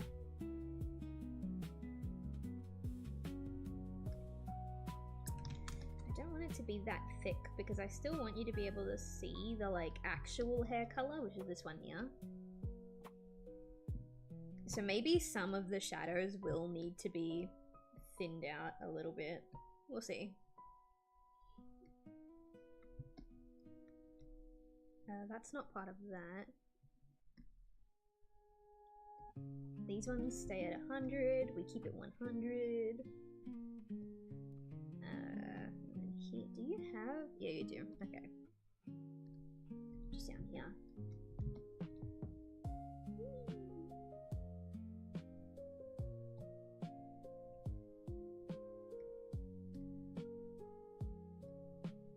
That's fine. That's 100. That's okay. Turn these off. And these ones are really simple. This is the loop, right? Alright, hang on. I don't want to do the loop yet. Turn these off. I'm gonna do this bit first, which is like here. Don't want it to be that thick. There we go.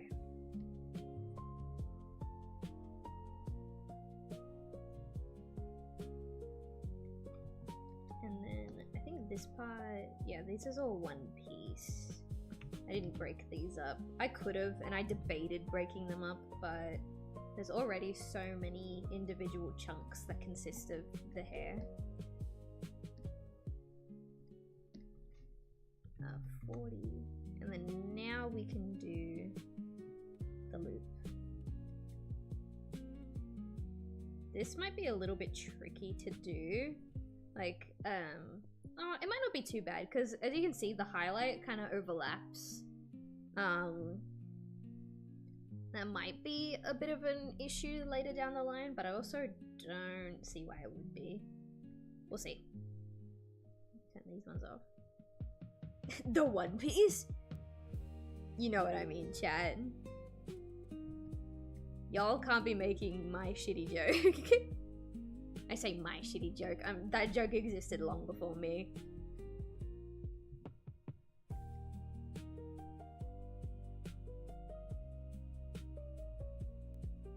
You know what it reminds me of, actually? It reminds me of an Instagram reel that I see every now and again. Actually, I'm gonna do a shit job explaining what this meme is, so I'm just gonna find it.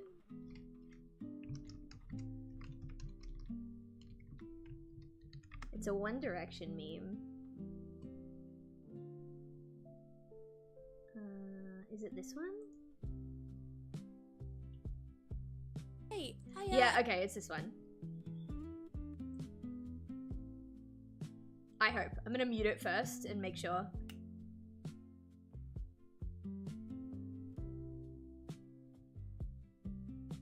Okay.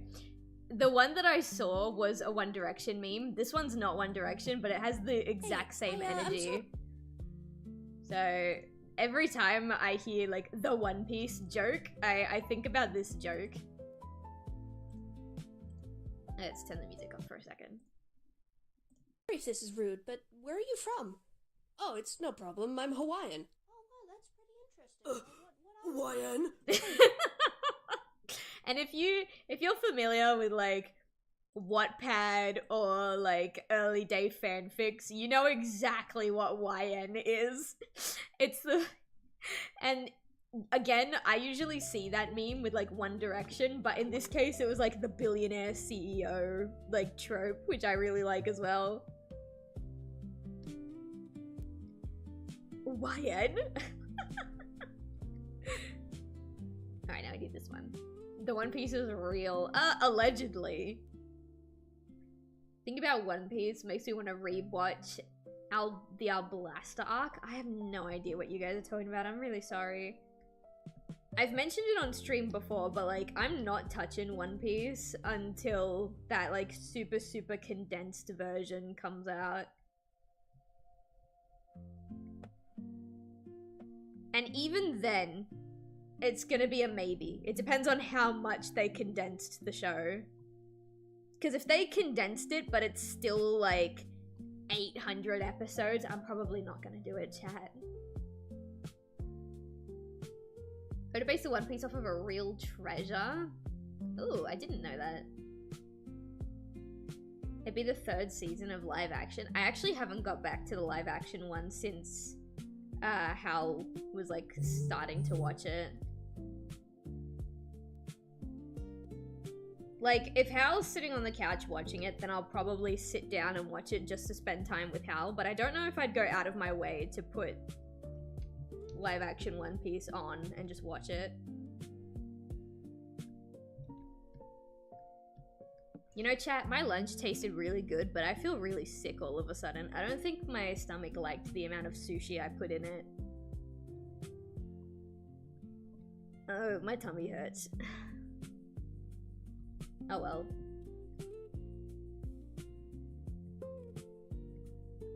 Oh, why aren't you drawing? Hello.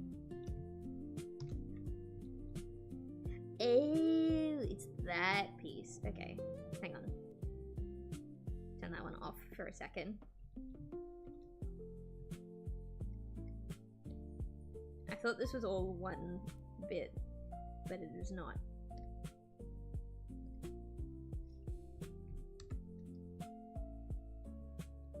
Alright, now we do this big one.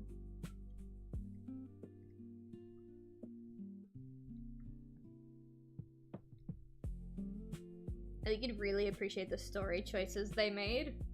Maybe cry over an inanimate object. Oh no, I'm not saying that it wouldn't be good.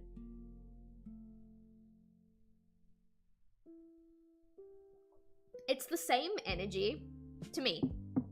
It's the same energy as, I would not play Stardew Valley by myself, you know? Like, if Hal came up to me and was like, hey, I want to play Stardew Valley, we could probably play Stardew Valley for an entire afternoon and I would have a good time.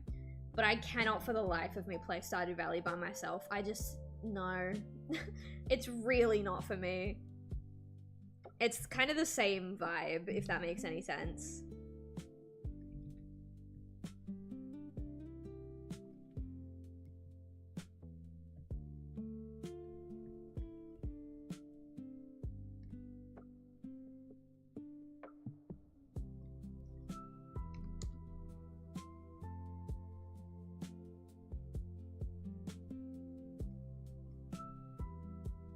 Last little bits up here. And it doesn't have anything intense. Literally just this little curl here has a highlight.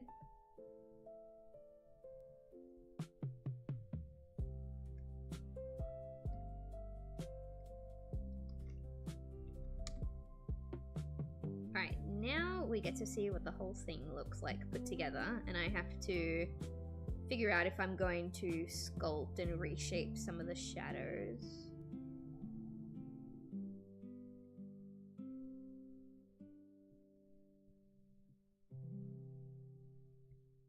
There's so many fucking layers to turn on. There we go. Turn this one off. This one needs more. This one needs more too. The curls are too big. They need like a middle bit. Fuck me, dude. Those are the right curls, I think. Right light curl 1? Yeah, there it is. You need more. I don't know what, but you need more.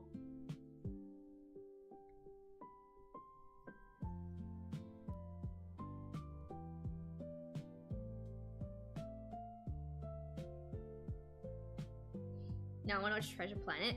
I had never seen Treasure Planet until like, oh, I want to say 2019. Okay. Treasure Planet comes with a really long story about something called Couch Club. Maybe I'll save the Couch Club story for another time, but yeah, that was the reason why I ever watched Treasure Planet.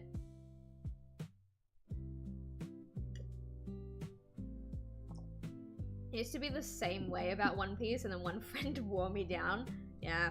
Hal is trying to wear me down with Avatar. And the thing is, it's not even that I don't think Avatar will be good.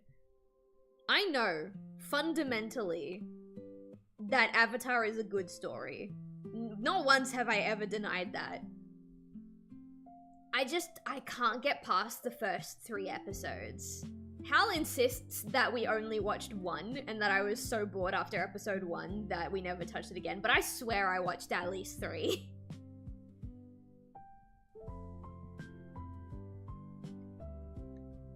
This bit needs more.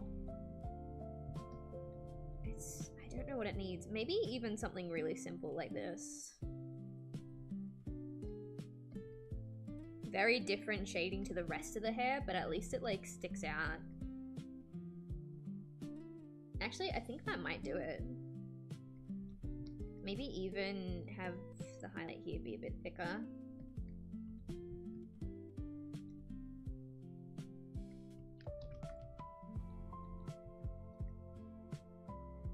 I like it, but now it doesn't match the rest of the hair, and that's the problem. You know?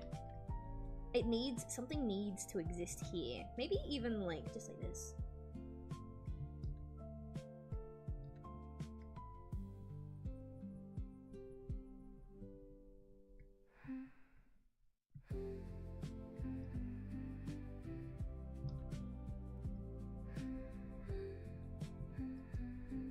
Okay, I think I like that more. I don't really know.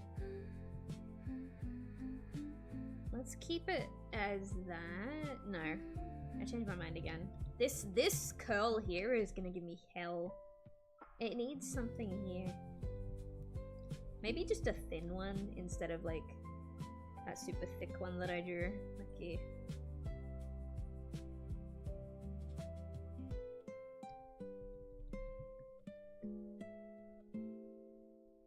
I really liked the dots, but it just didn't match the rest of the vibe.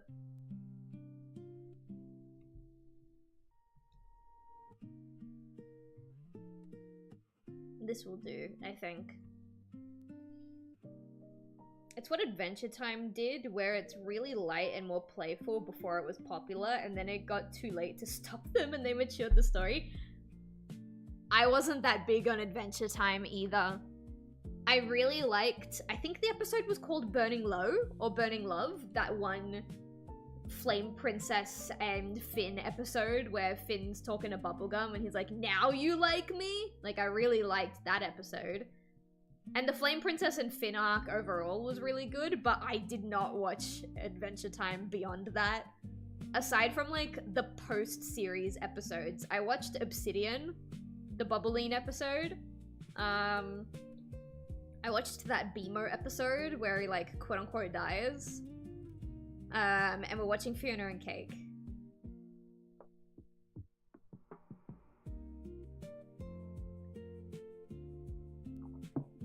Also, hello Anderson, welcome in, how are you?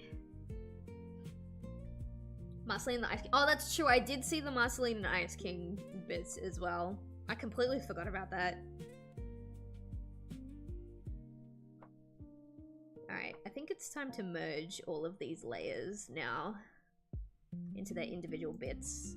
So this might take a second, because I have to, like, select all, like... How many layers? Or, like, 5 layers, and then merge them all. Oh, but I gotta make sure I do it in the correct order. Otherwise, I lose the name of the layer. There we go. Okay, this might take a second, chat. Wait, this one doesn't have shadows? Oh no, it doesn't. It's just a loop. Okay.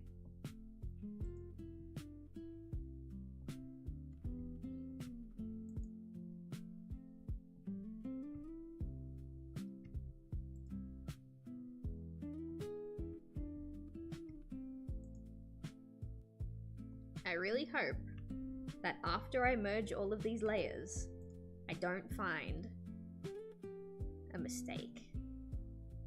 Because once the layers are merged, that's kind of it.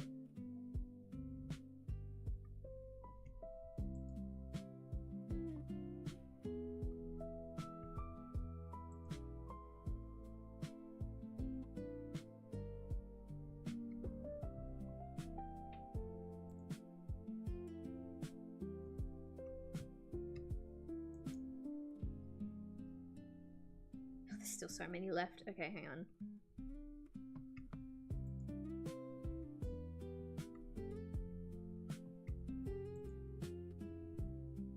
Realistically, this probably would have worked a lot better if I just drew and shaded all of the hair as one individual piece and then cut it up.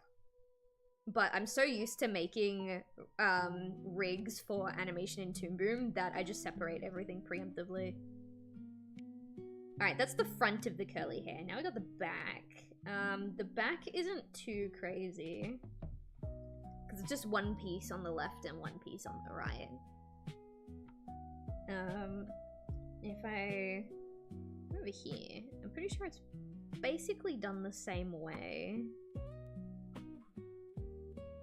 Can I turn the face off? Or his face? Okay, yeah, it's basically done the same way. Okay. Ugh. So if we turn off the front... Oh, what the... Girl, you gotta clean that up, girl. Where is that? It was like... Oh, there are some individual bits in here. Okay. It's a little more complicated than the original hair.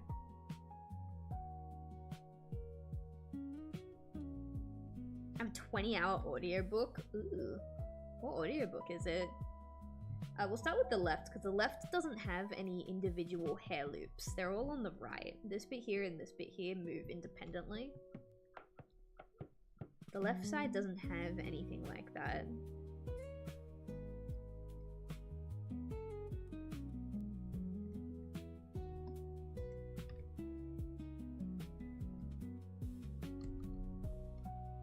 Tapestry of Fate? I am gonna pretend that I understand what that is. That sounds great for you.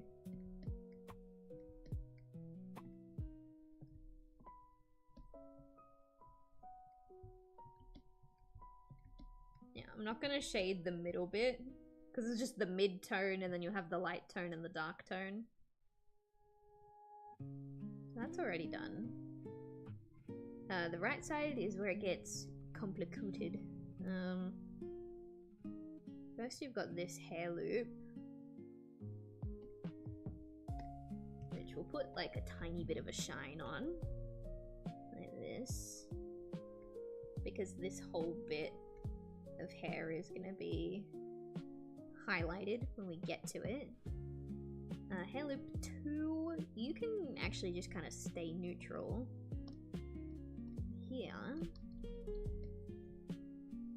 I love that I got nervous. I was like, oh, this is more complicated because it's got hair loops. It's like basically the same thing, especially since they don't even particularly need any interesting shading. They just need to be able to move independently, which they do.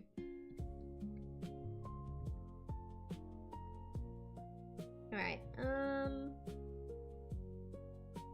and then I think all that I really need to do is just grab... I don't have the... Hit front. This. What color is this? I need this color. Please and thank you. Okay. So I can book in a series. Ooh, The Adventures of Sinbad, but replace Sinbad with a middle-aged Muslim mother. Jeez. I love Sinbad. From like DreamWorks' Sinbad Legend of the Seven Seas. That's like my favorite rendition of him. The only problem is that in Sinbad Legend of the Seven Seas, Sinbad is like aggressively sexist. like really fucking sexist. And you kind of realize that most of the sexism comes from the fact that he's trying to avoid that he has romantic feelings for the girl, for Marina. And so he's like kind of overplaying it and like being like, oh my god, I hate you and blah blah blah. But like he does it by being misogynistic and sexist to her. And I'm like, dude, I love Sinbad so much. I love him so much. Like, I can't decide whether I want to fuck Sinbad or I want to be Sinbad, you know what I mean? But then you get to the sexist part and you're like, I could do without that, you know what I mean? Like, I get it. You don't think women should be able to drive a ship. You don't think women are capable of being pirates. You don't actually believe that. You just don't want to admit that you have feelings for Marina, but like, you shouldn't even pretend to be sexist, you know what I mean?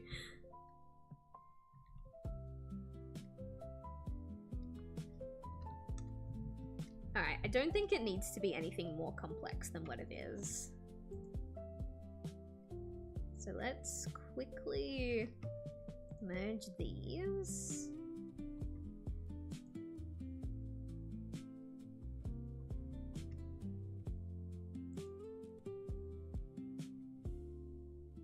There you go.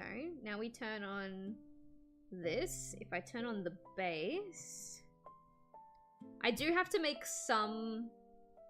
Oh, I should probably actually fix that. Hang on, we'll separate the layers again. Which part is that? That's the right-hand side? Yeah. It's this one.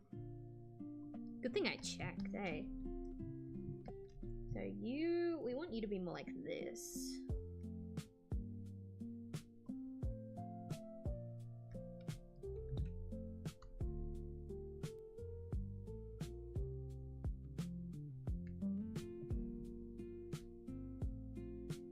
Feels like I'm not painting anything. Oh, there we go. Now I'm painting. Maybe put a little bit of that in there. And then if we go, I think it's the first loop. Just gonna put that in.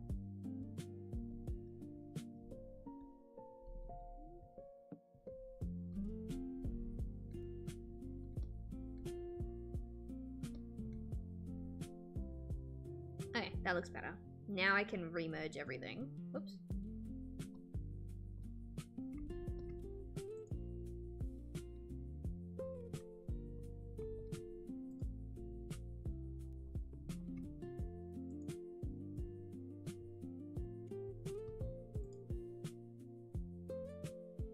There we go. Okay, now I turn the base on, and you're gonna see some like clipping, but it's stuff that... Oh, where did this go? What? Oh, great. Hang on. Where did your shadows go?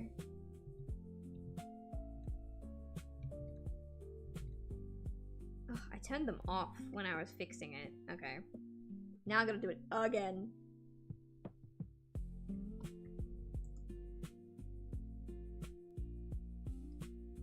Anyway, like I was saying, when I put the back of the hair behind the model, you'll see like some of her bald head poking through. That's something that I'm gonna have to manipulate in live 2D. Like there's nothing I can do about it right now. But if we put this here, ignore that bit and the fact that you see her ear. Her ears are gonna be moved to the back of her hair. But now we've got, if I can come in here, turn on the ears, turn on the face.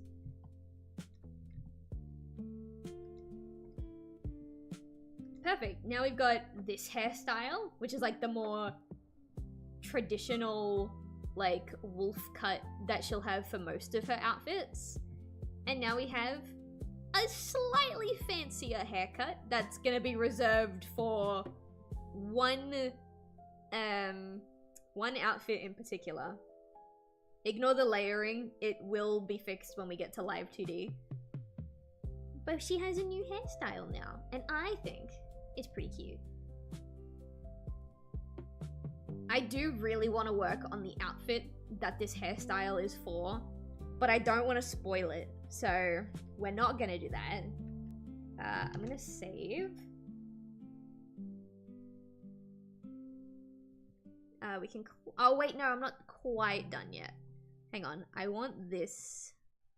Oh, where is it? I want this. She needs this. We clip this to here. I was wondering, something did look a little different, aside from like her bald head clipping through.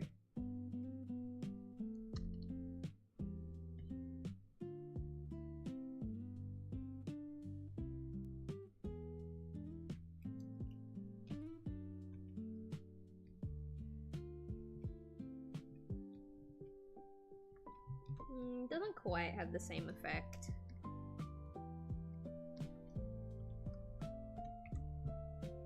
I still like it though. I might need to add it to that back layer. But it's fine. It feels like I'm not painting, me staring at a blank Procreate canvas. I stare at blank canvases all the fucking time. I really want to do the hairstyle.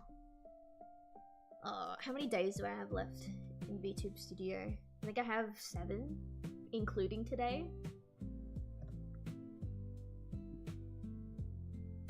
I don't want to import the hair into Clip Studio until I do the outfit, so I can import them both at the same time.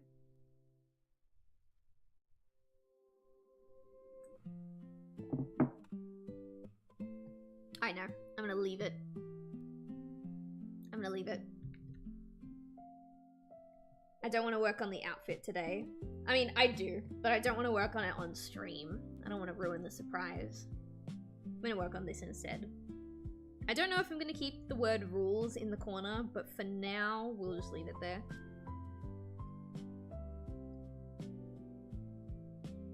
Because I want to have new Twitch panels, which is kind of sad because my Twitch panels already are kind of new. But I want new ones, you know what I mean? What's this thickness? Nah, too thick, I think. Maybe this one? That's nice.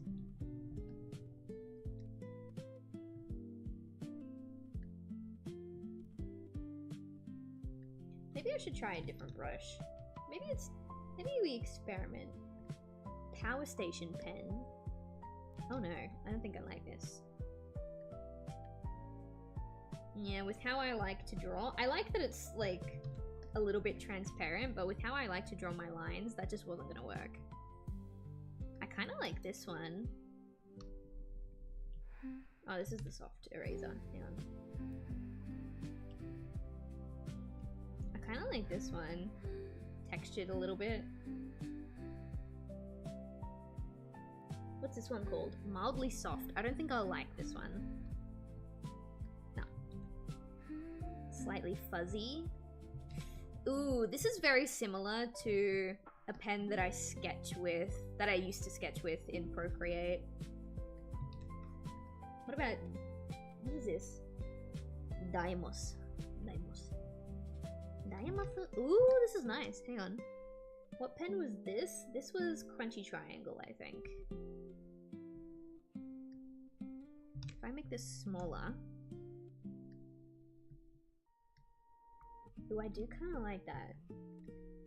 I think that's nice. I've been itching to try a different pen for a long time, chat. I'm gonna write on a different layer. So I like Crunchy Triangle. I'm gonna come in the corner. Where is it? Yeah. So I like...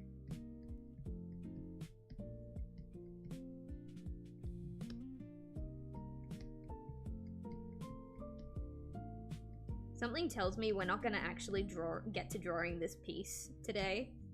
And I'm just gonna spend the rest of the art section playing with pens. This one is...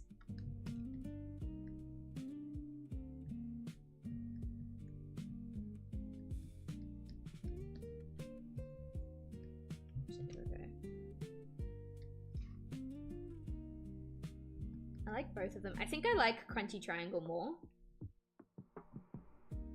We have a regular triangle pen.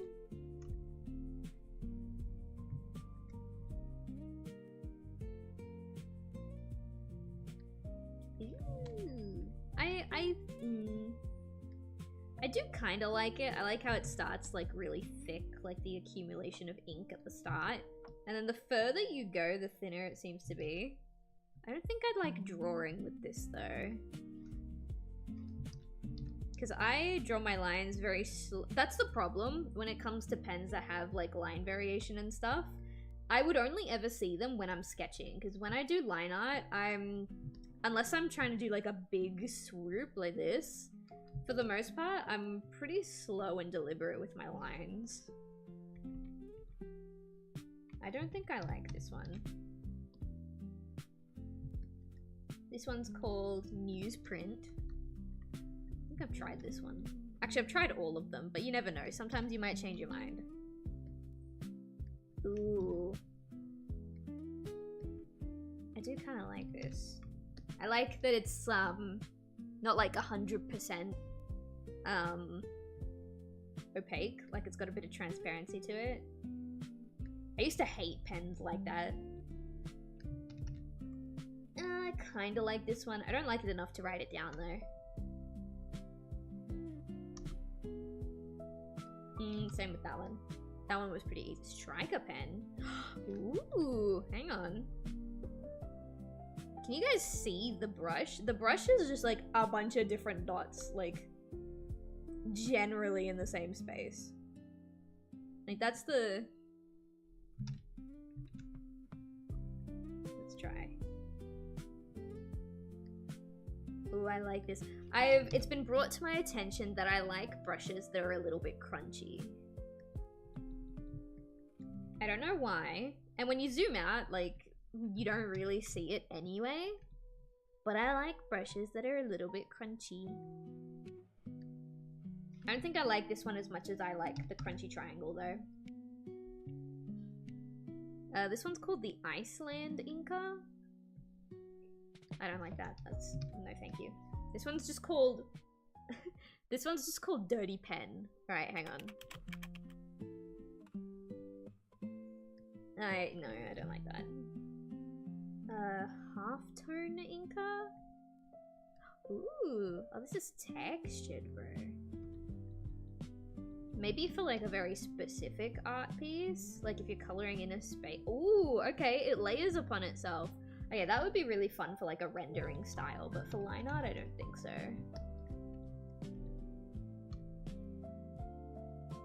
No. No. No. No. This one's called Crunchy Pen, so I might like this one. Oh, I do like this one. Do I like it more than Crunchy Triangle, though? Crunchy Triangle is fun. No, I don't. You know what? I have way more brushes to test. I think we're just gonna try and draw with the Crunchy Triangle brush. Maybe I'll end up hating it later and restarting. But let's just play with it. I do want my lines to be a little thinner though, because this brush can get pretty thick.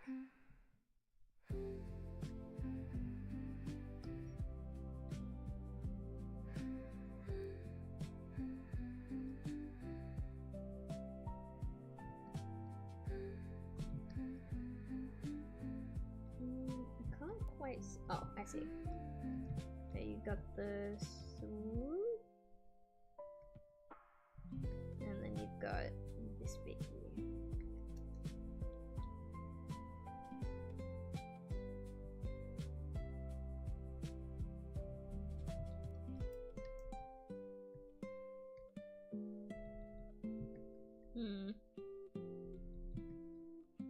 If you look at it like this is what the full piece will look like.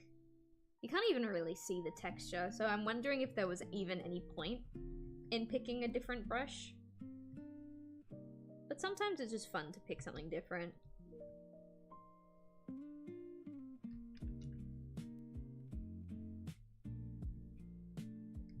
It will make it a little difficult when I go to do the thicker outer layer, because I use the select tool for that, and I don't think the select tool is gonna like all of the lumps and bumps that are in the line art. I might just do the outer layer manually.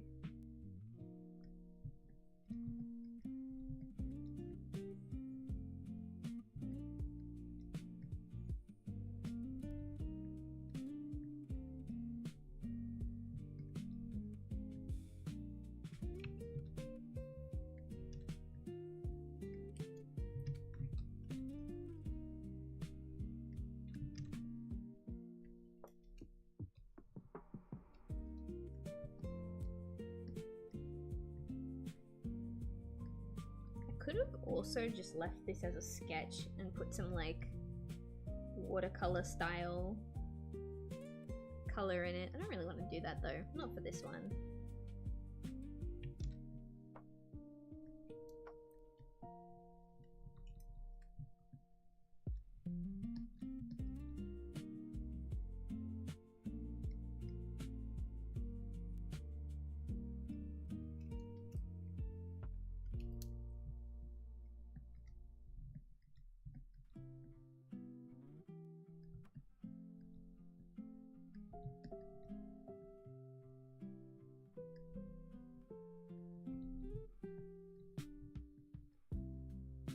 And then I think what I did is like the fringe on this side doesn't, it's like on the other side of the face, so it doesn't clip into the hair, I think is what I did. So I should draw this bit of the face before I do the other hair bit, I think. It's been a while since I did this sketch.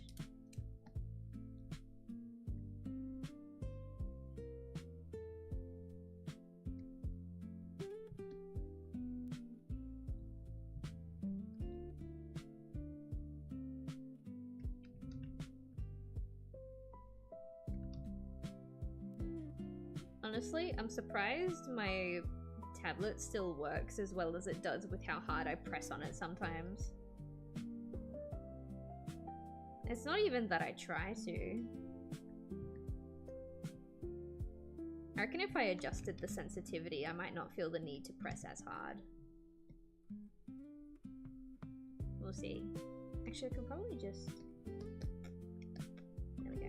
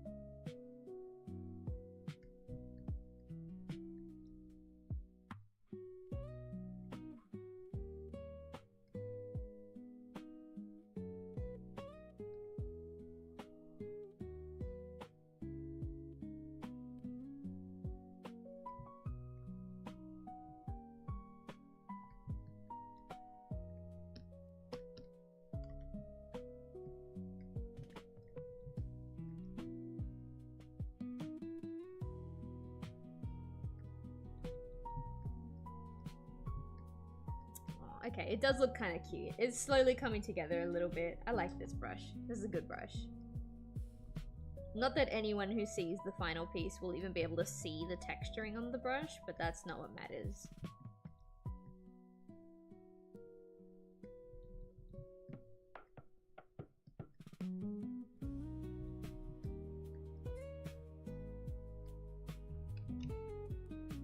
It sucks because I have so much like art and assets that I want to make for hopefully the near future for the stream, but there's also so much of it that I feel like should be a surprise, so I don't want to work on it on stream, but then I only have so much time to work specifically on this stuff outside of stream because I have a bunch of other things that I need to take care of when I'm not streaming. And so getting everything ready is taking a lot longer than I thought it would. Getting a little impatient, but also it's fine. But also it's fine, because I didn't have a deadline for literally anything related to this stuff.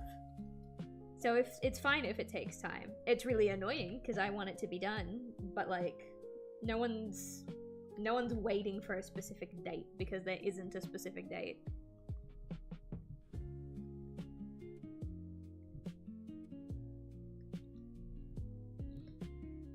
Realistically, the ear would also be back there. But I feel like that looks weird, so we're just gonna... And then we might actually bring this out further to kind of justify why you can't see it anymore. Like that. There. That's better.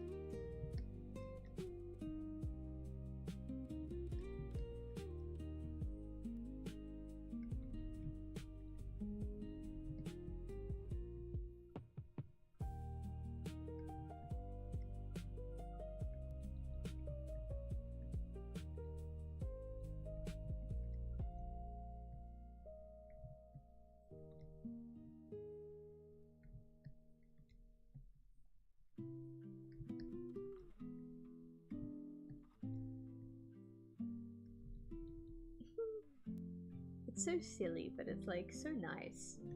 It's just a little gooby. I love drawing my character and Hal's character as just little goobies. Although I feel like I draw Hal as a little gooby too much. And people like are like, oh, he's so cute, he's so blah. Like, no, chat. He's cute because I draw him like a gooby, but he's not actually cute. He's hot. Hal's design is like mwah. And I'm not even just saying that because I helped bring it to life. It's just really good.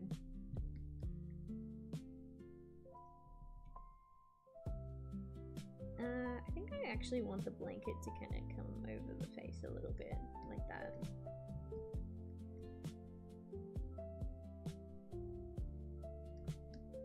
And then I can come in here and just... There we go. I'm gonna turn that off for a second, and then on this layer, we're just gonna draw in the chair.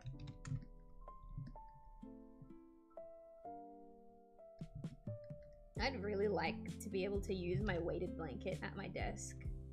It's not a good idea because my leg is almost always uncomfortable when I sit at my desk. And if I put the weight of the blanket on it, it'll only make it worse. But I would really like to be able to use my weighted blanket right now.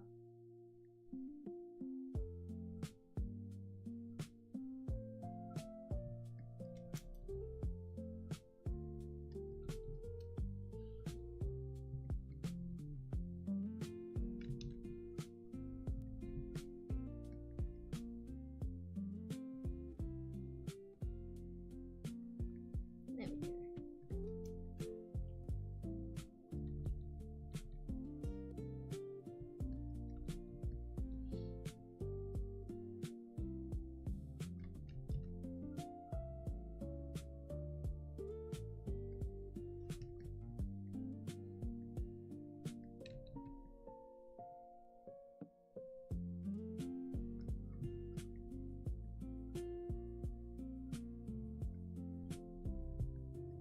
Alright, cool. Now I should just be able to get rid of that, and then I can merge these two. Oh wait, hang on.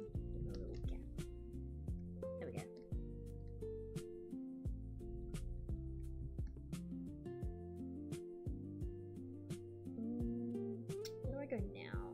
can probably do Rocheur's line art now. That way I can finish off the chair.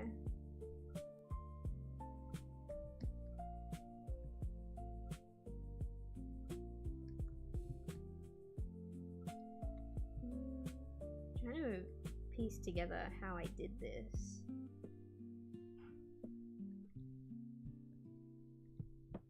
Like, this is one antenna, this is another antenna, that's the back of his hair. What did I do here? It looks like... hang on.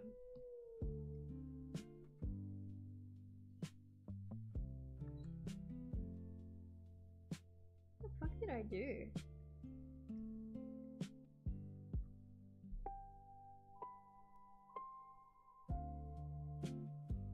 I have no idea what I'm looking at. What did... I must have been really tired when I drew Rocheur.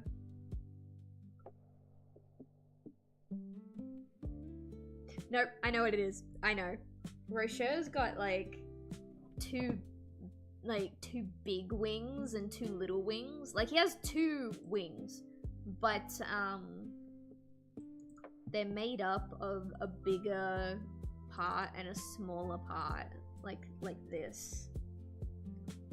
That I didn't make enough of a size difference. This is supposed to be this bit, and this is supposed to be this bit. I see it now. I gotta change the sizes of them though, because that confused the fuck out of me.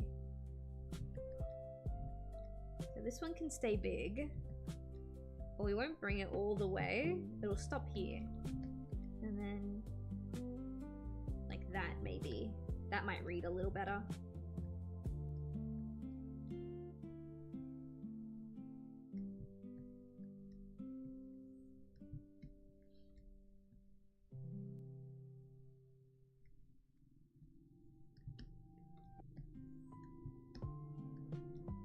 This is his chest fluff right here.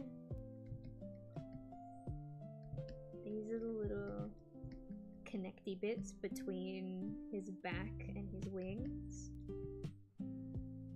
Like that. And this is his other wing. Which we might stop that line here. And then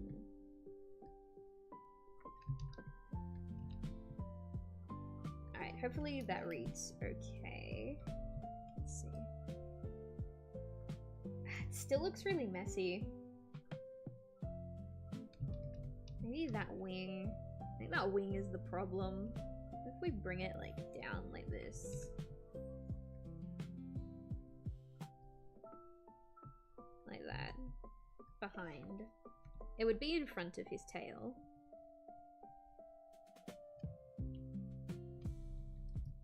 I think that reads a little better. And this is his fat body. Rocheur's not fat. I don't know why I drew him fat, but he's fat now. If I can just... There we go. We also don't need that line there anymore, because the wing doesn't start up there, it starts down here. Oops. There we go. You were possessed by the spirit of whimsy and war crimes. Do they both have to come together? What if I want whimsy without the war crime? Can I have that? Rocheur is so big. He's huge! I drew Rocheur the size that like Nemi is. Which honestly fair.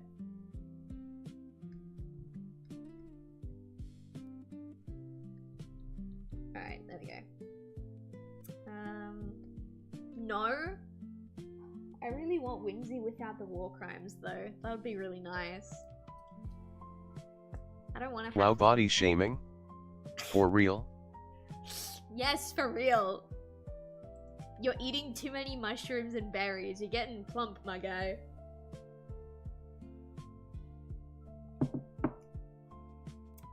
What do you want me to say? Look at you.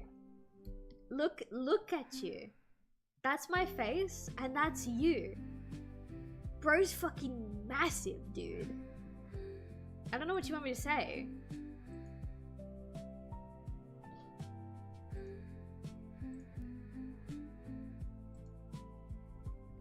Alright, sorry, I was taking my hair out. Alright, now... Who did this?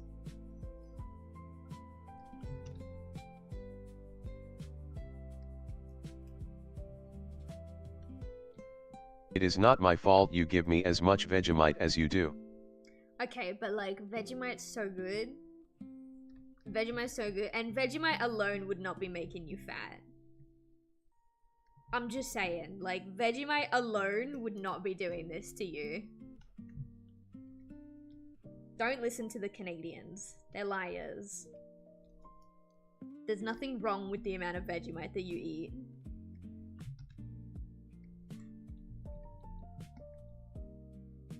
I think I want to bring it a bit higher, maybe in the middle.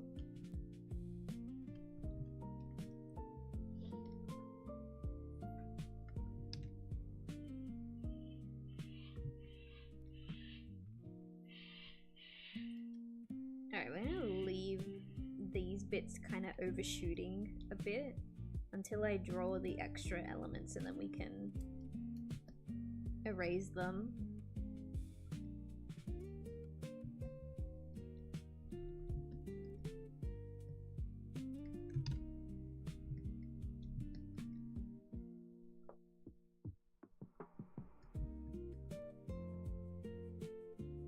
I'm gonna be so honest, chat. I'm sorry if I suddenly went from like, oh yeah, let's talk, let's vibe, let's hang out, to like kinda low energy. I'm really tired all of a sudden. I'm ready to take a nap. I have a tea with me. Maybe if I take a sip of my tea, I'll wake up a little bit.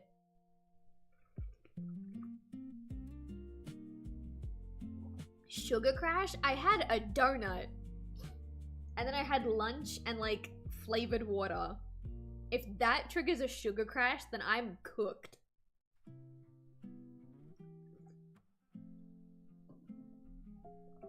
My tea is somewhat helping.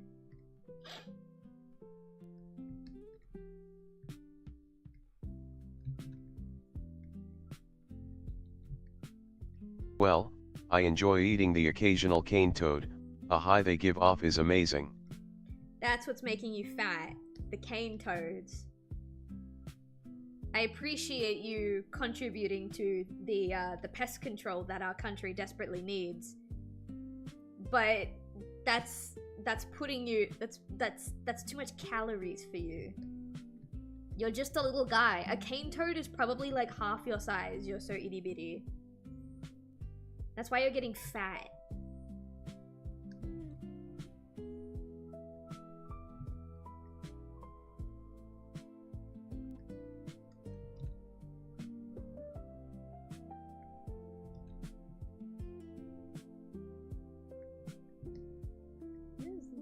I think that's... I don't know what that is. How tired was I when I drew this? It's like little random squiggles and shit, and I'm like, I don't know what that is. Alright, I know this is the blanket. So is that.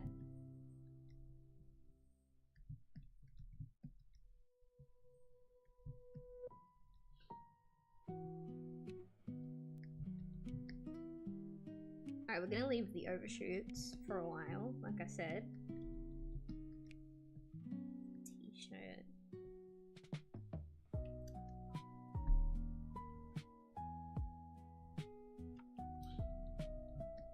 Chat, I'm starting to think that I don't know how to get through a day without either a soft drink or a tea.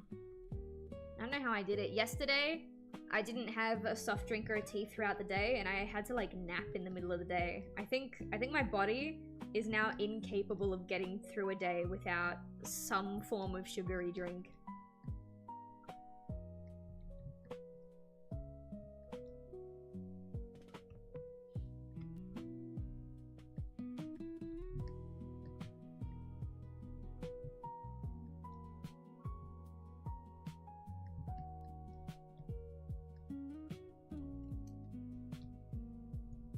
Also, chat. Between you and me, chat. Hang on, let me, where's my microphone? Let me get real close. Alright, can you hear me, chat? I'm whispering because, you know, it's top secret. So listen to me, chat. Listen. Hal's birthday is coming up sometime this month. I don't think he wants his exact birthday out there, so I'm not gonna say which date. But Hal's birthday is coming up. And I know that there's a lot of people in my community that also really, really like Hal. So, he hasn't set up his own throne yet, but if you want to gift Hal something for his general time birthday this month, let me know and I'll organize it. I'll do my best. I'm just saying. Alright, kissies. So anyway, I had to move my keyboard for that. I hope you're happy. Alright, there we go. Everything's back in place. So, well, I used to not really drink tea or soft drinks or like energy drinks like at all. It was very, very rare. I'd maybe have a soft drink once every couple of like what, weeks? Maybe once a week. Tea was basically never, because I didn't like the way my mum made tea for me. And now it's like I can't get through a day without having one of them, and I'm like, yeah, there's probably nothing wrong with it, but it's like, damn, I remember when I didn't need that. That was pretty cool. Snitch? Don't you dare. Don't you fucking dare, dude. How dare you? Don't even think about it. Don't even think about it. You know what? You know what's gonna happen if you do that? I'm gonna be very, very cross. Nothing else. I'm just gonna be very cross.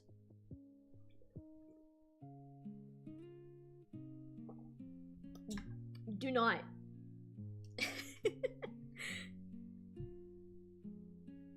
Embrace the small addictions. It's true. I could be addicted to crack.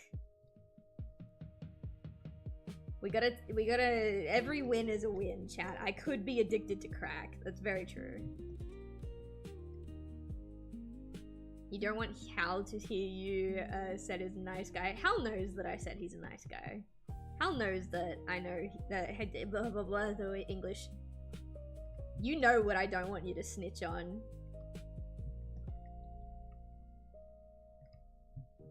Also, chat, if you want to do something and you don't know what to do, I have a couple of ideas. Anyway.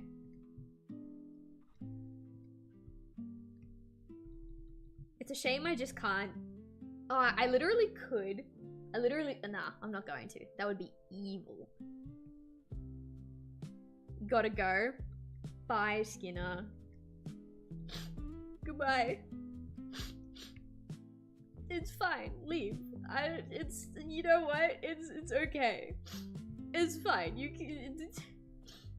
I'm sorry. I need a minute. Bye, Skinner. Is she gone? Okay, good. Such as, well, I bought him a copy of Jet Set Radio Future for the original Xbox about a week ago. But his original Xbox is broken. I wouldn't mind having some research done on whether or not it's more cost effective to replace the specific part that's broken or to get a new one. Because last time I checked, it was more cost effective to get a new one entirely, but I'm pretty sure that means all of his save data is going to be gone. So if there is a way to just replace the part that's one specific bit that's broken so that he can keep his save data, that would be nice. If you send, if I send you my Steam friend code, would you friend me so I could gift? Yeah, I can. Also, fuck you! Thanks. Love you too, boo boo. I think you and I are friends on Steam, actually. I'm pretty sure we are. Because you tried to gift me something a while ago, and then Throne was being a little bitch, and I was like, oh, here's my Steam, by the way. Okay, bye. Bye! I just realized I'm not moving anything with this selection. I did the selection wrong. Okay. Okay.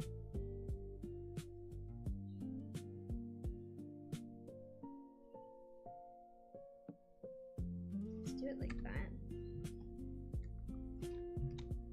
And then move this in like 1 pixel. What part? It's the, I believe it's the sensor that keeps the disk drive closed. Last time we turned on his Xbox, which was a good few years ago, we popped a game in there and the disk drive thing kept opening and closing, and I believe it's specifically the sensor. Hang on.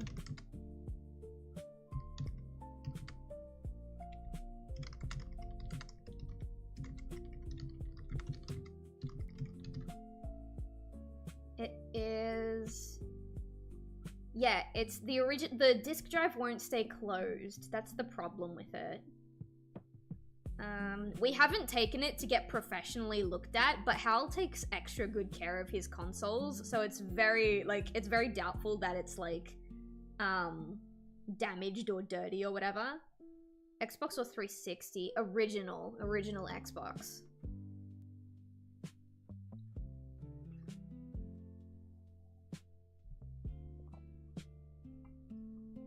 It looks like there's a 2025 video. I'm actually looking at a little, trying to find specifically what the part is. So I'm watching a video at the moment. Okay, look, I'm not gonna play the sound for this video, but this is what happens to his Xbox. This is what happens to it.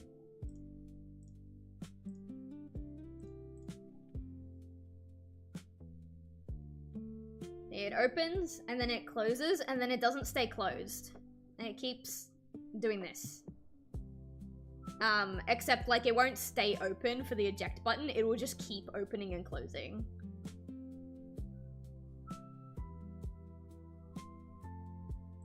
So, last time I did research on it, the part that needed to be replaced was basically as expensive as getting a new console altogether.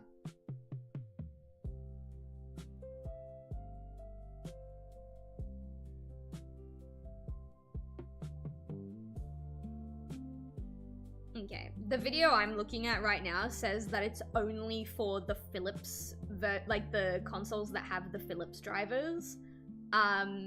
I don't know which driver his console is. There's a really easy way to check, but if I go through his room and dig it up and check, he's gonna know that I did that.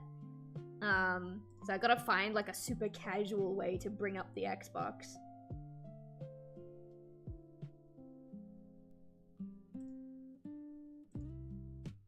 Actually, he doesn't get home for like another hour, I think. But the problem is sometimes he gets a lift straight home, and when he does, like, he'll get home like super early and he won't tell me that he's getting home super early. Probably to stop me from doing stupid shit like this.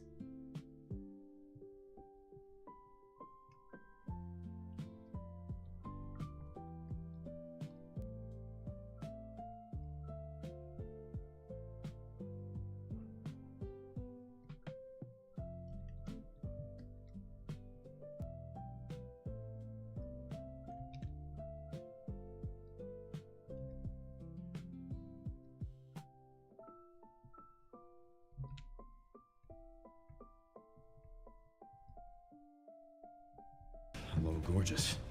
Hello, Fluttershy. Welcome in, welcome in.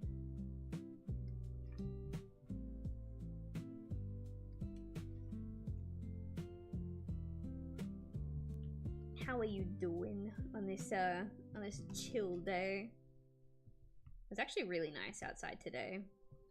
It's been very like bipolar recently. on terms of whether or not you'll get a good day or a bad day. It was a good day today. I gotta enjoy it. I did enjoy it. I went outside. I'm talking to myself now. I'm sorry.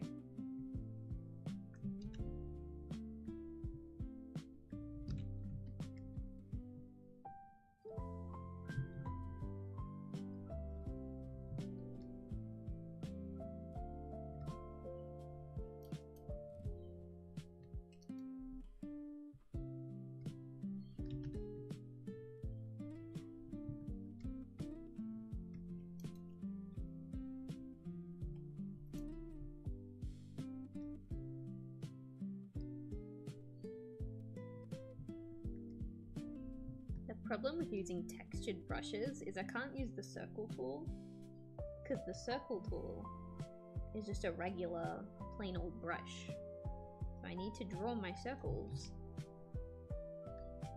with my texture brush, and that doesn't always work out.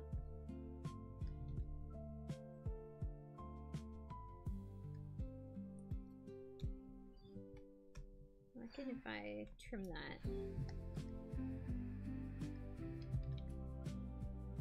that'll be better, I think.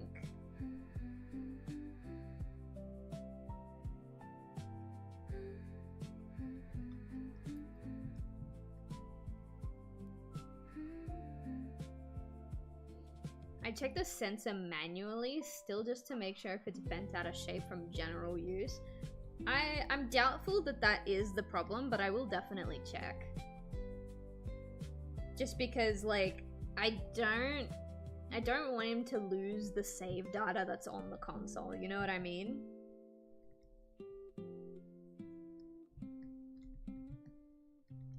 There are very few things that Hal gets upset about, and losing save data is one of those things.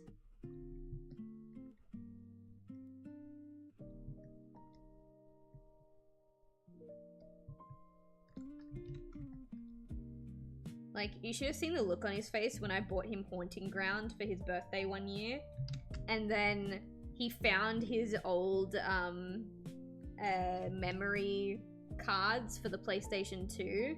And because it was the same memory card, we were able to boot up his old save file of Haunting Ground from like 2002. I don't know if it was 2002, I don't remember when Haunting Ground came out, but you get the idea. He really likes the idea of still having his old save files.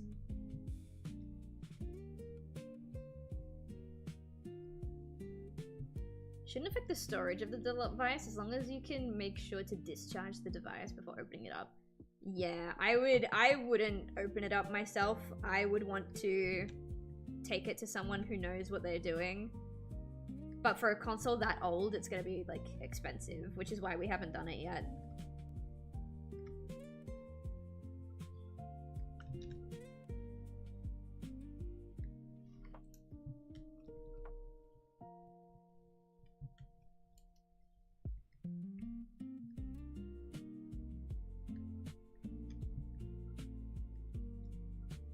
That would be such a fun project for me. Yeah.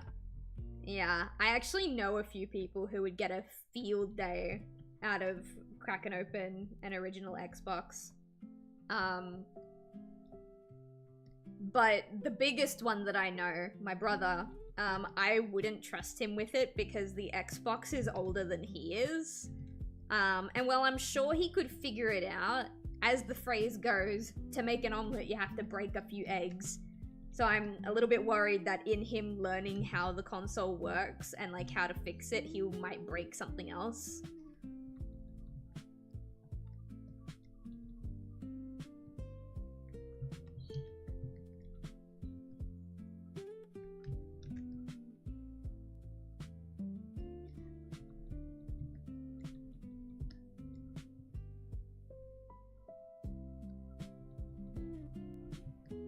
But yeah, that's my biggest idea. Obviously, I have a list of games that is on his to-play list, or that he used to own but he doesn't own anymore because of one reason or another that he would like to get back. So just saying. No pressure whatsoever, by the way. I just thought I'd shoot my shot because I know a lot of people in my chat like Hal. And Hal deserves nice things, and I can't afford to give him a lot of nice things this year.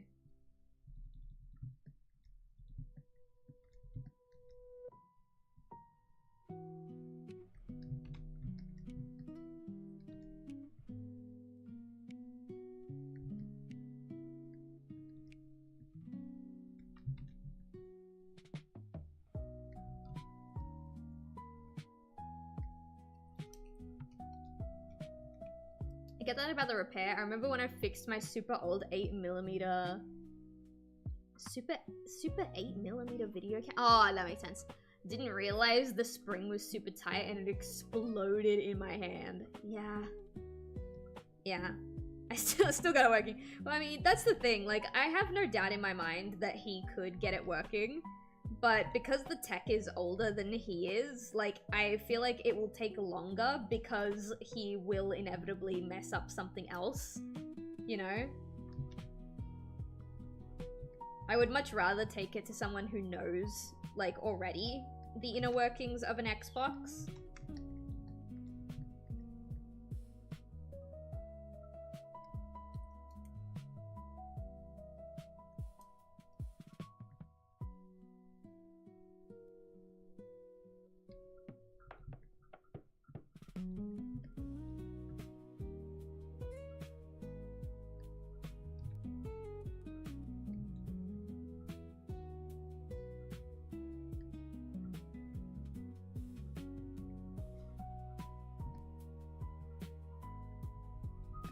I'm sure even the guys in the shop will have to Google stuff unless they specialize in it. That's true.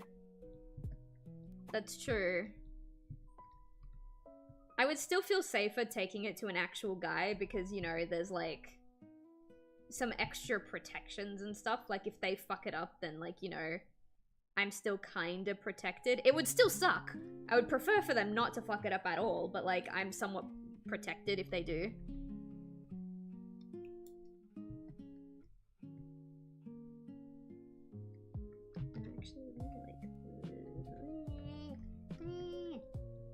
Hate drawing sometimes.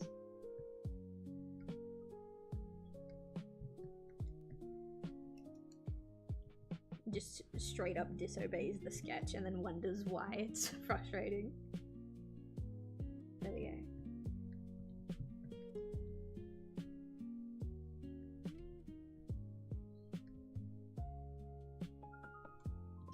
I heard PSP prices are on the rise. Yeah, and 3DSs, because people are really tired of having content where like ads and fucking, you know, product placement and all that is like constantly in their faces, and you have to pay a subscription. You don't even own the stuff that you're paying to subscribe to.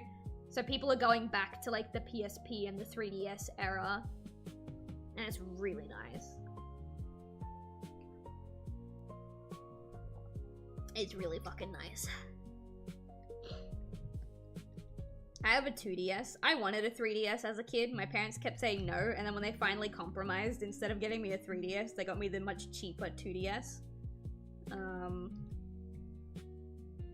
And I'm not gonna lie, there is a part of me that I understand that my parents were strapped for cash when I was a kid, but there is a part of me that's still mad about it, specifically because there was a really, really cute, like, pink 2DS that came out like either on or like the day after my birthday, and I was like, okay, if I'm gonna get a 2DS, can you at least get me like this pink one? Like I wasn't even a super big fan of the color pink, but because it came out either on or the day after my birthday, I was like, look, it's a sign. It's a sign, right? If you're gonna get me a 2DS instead of a 3DS, can I at least have this cute pink one that came out on my birthday? And they didn't even do that for me. They didn't even do that for me. I got the classic red one. I'm not salty about it at all. You are. My 3DS got worn out and stopped working at some point. Yeah. I'm very lucky that my 2DS still works. My original DS Lite also still works. my sibling found it in my parents' garage, and I took it back home. They tried fixing it up a little bit. It worked, it turned on, but it wouldn't read game discs. Sorry, game cartridges. So I took it home. I cleaned it up a little bit. It took me like maybe 15 minutes, and then I got the game cartridge thing working. And now when I'm not using it, I just keep a cartridge in the cartridge slot. That way it doesn't like super damage itself. I don't think it ever had an issue. I just think that it like, my siblings are used to consoles that instantly load the game that you're about to play. The DS Lite takes a couple seconds to boot up whatever disc is in it. Whatever cartridge, I keep saying disc.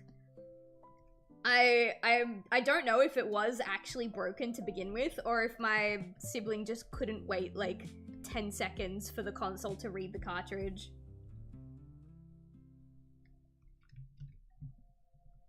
My DS Lite also works fine, I just don't know where the stylus is. Yeah, when my sibling found my DS Lite, the stylus was not with it. So what they did is they put the stylus for their DSi XL with it.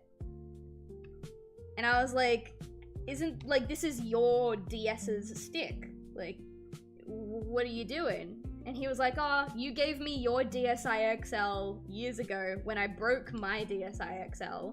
Like, the least I can do is give you the stylus of that DS that I broke. And I was like, I will take it. And then my dad got really angry that I took my own DS Lite back to the house. I don't know why. He was very, very angry that I found out that my DS Lite was still around and it hadn't been thrown out and that I took it home. I genuinely don't know why he was mad at me for that.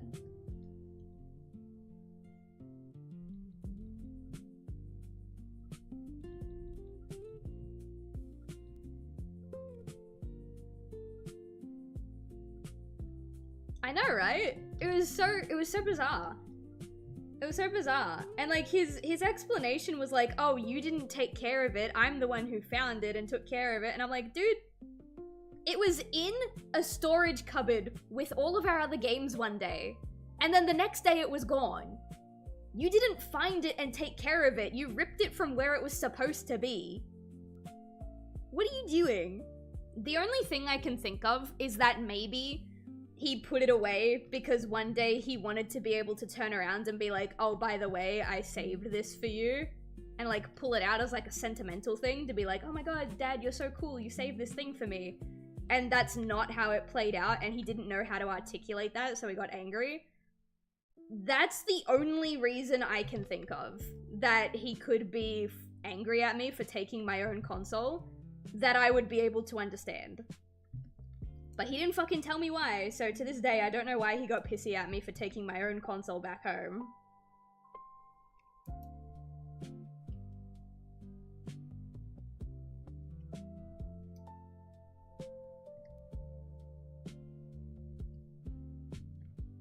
Okay, I think this line art's pretty cute. I like this a lot. Look at this fucking nerd. Hi, Hinde. How you doing? Hang on, I got a cough. How are you?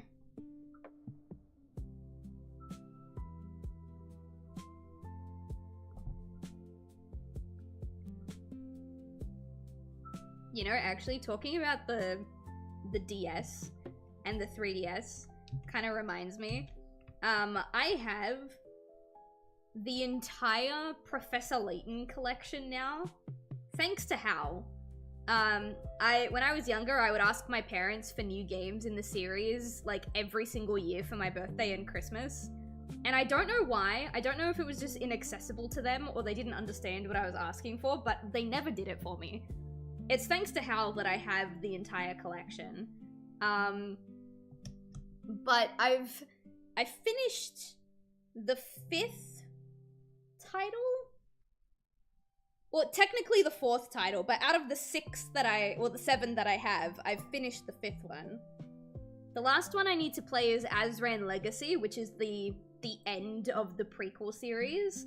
And I need to play the Professor Layton and Phoenix Wright spin-off. Which I did briefly start just to make sure it works. Chat, I was so, like, happy, angry, kinda sad when Hal, like, we were like unwrapping presents for Christmas and Hal showed me that he got me the Professor Layton Phoenix Wright spin-off. Because like the original Professor Layton games, those are pretty easy, accessible, pretty cheap. The most expensive, they will have retained their original value at like, what, 50 bucks? But then the prequel games, which is like, what is it? Spectre's Last Call, oh, what is the other one called? Miracle Mask and Azran Legacy, like the prequel series. Those ones are a bit more expensive. They're about $80 to $100, worst case scenario. Azran Legacy in particular reaches $100 resale value. And the Professor Layton and Phoenix Wright spin-off game is by far the most expensive game in the collection because it reaches anywhere from $120 to $150. And I don't know if it's because it's such a good game or if it's because it was a super limited edition print. I don't know why this one in particular is so expensive. But he bought me Azran Legacy and I was like, cool, that's really awesome. Like, I've finished the mainline collection now. The only one I have left is the Phoenix Wright spin-off, but that game is so expensive, I'm prepared to never have that one in my collection, you know? At least with my current financial state. And he was like, oh yeah, it is quite pricey, isn't it? And then for Christmas that year, he gets it for me. And like, all I can say now is I fully understand all of the complex emotions he must have felt when I gifted him Haunting Ground all those years ago. The joy of like having something like that, followed by like the anger of someone spending that much money on you, which could be seen as like quote unquote irresponsible spending, right? To like the confusion of like, do you show gratitude and potentially encourage that behavior, or do you like have a go at them for spending that much money on you? To just the, oh my god, I've got this, like the vast array of emotions that come with something like that. I know exactly how he felt now when I gave him Haunting Ground. But I'm still yet to play that one. That one and Azran Legacy, those are the last two. I just haven't really had time because I used to play a little bit of each game, like, or whatever game I was playing before bed. But that was when I used to only stream like 4 hours a day, you know, and I had a lot of time in the day before and after stream to do stuff. But now that I stream like 7 hours a day, it's very not actually, yeah, no, it is 7 hours a day. It's a lot harder to like log off on a stream and be like, okay, that was great, I'm gonna go play a game now. I don't know how Hal does it. You may be overthinking it. No, that's just how Hal and I are.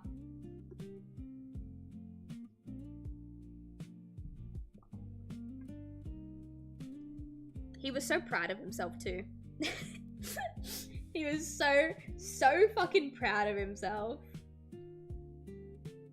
Alright, I'm gonna open a picture of the VTuber model, but it's gonna be the picture of the outfit that you've already seen.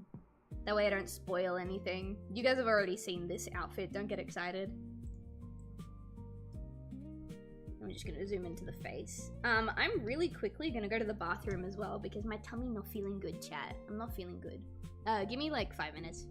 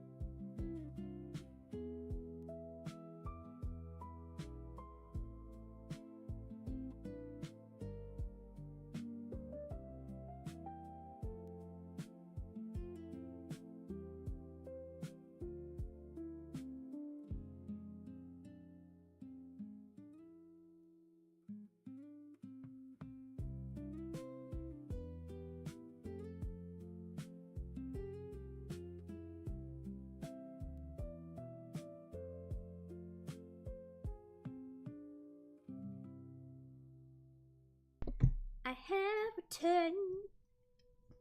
Hello. Alright.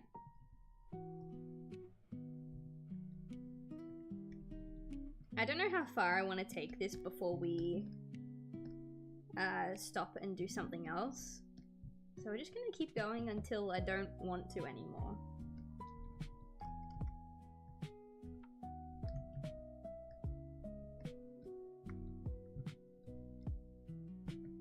I think if we at the very least lay down the flat colors, that would be a good idea.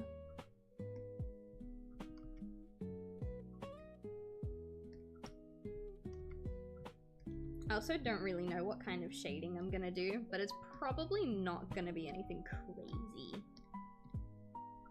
Considering I didn't do my usual varied line art. I don't want to do crazy shading for something that's got kind of simple line art. The face of the previous image made me remember the audio you sent me in the Discord. Which one? I send a lot of shit in the Discord.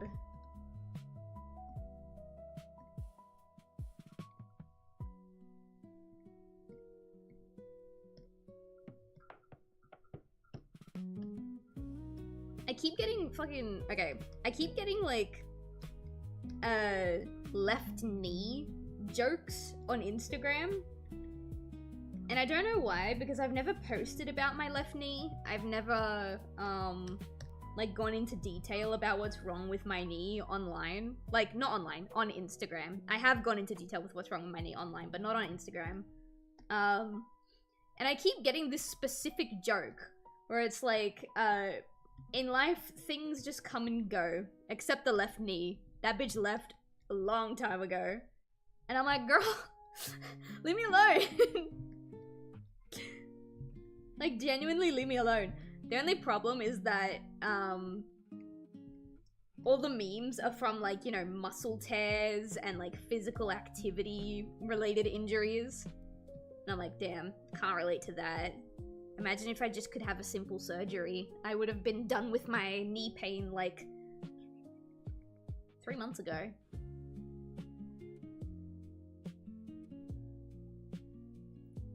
It used to be quite the adventure.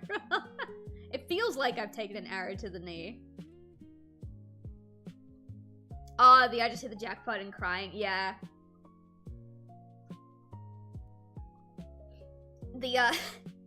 I keep telling Hal that the gimmick is that she has resting bitch face. And, like, sometimes her expressions are, like, a little bit mean. So she looks like she might be a bit mean. But then you talk to her and she's, like, the stupidest person you will ever meet. I also really like the idea that she thinks she's tough shit. And she will, like, you know, puff out her chest like she's tough shit. But the second something actually goes wrong, she starts crying. I think that would also be really funny.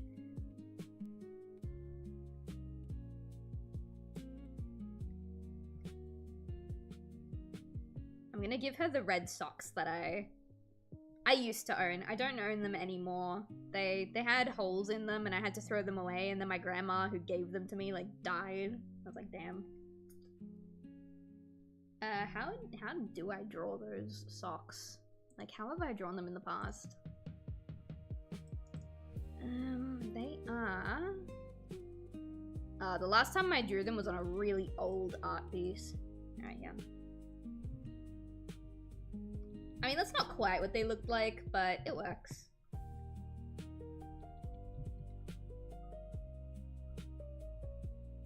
I'll just take this, my usual pen.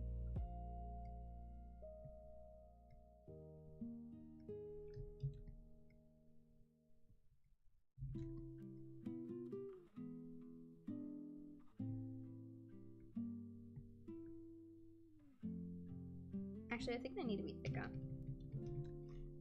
If they're gonna be thicker, then I'll use this pen instead.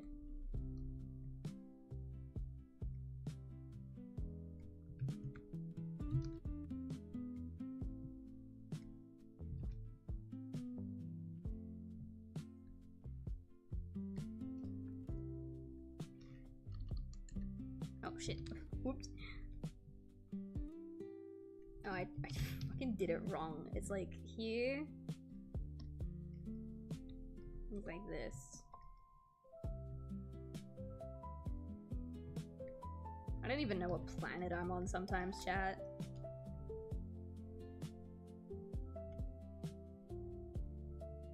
There we go. And then now we do it on this bit.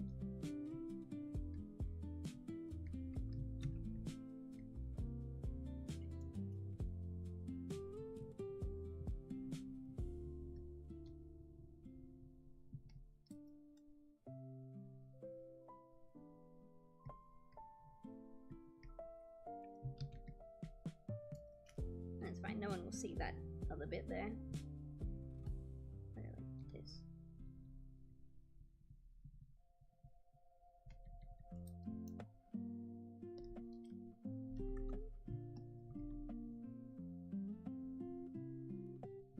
Alright, that'll do. I don't need this anymore. I'm gonna do the eyes closer to how the VTuber model's eyes look, not the concept sketch, but for now we'll just leave them like that. It's a shame I closed that picture of Rocher because I kind of need it right now.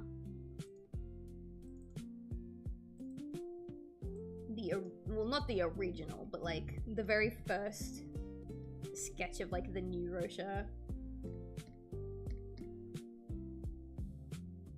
That's there. That was there.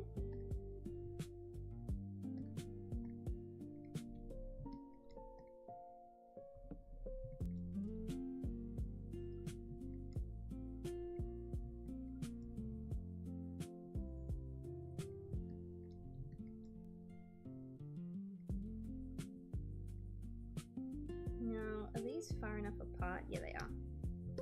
Sometimes when the colors are too close together, it won't let you bucket tool and you gotta do it manually, and I'm like, ugh, don't like doing that.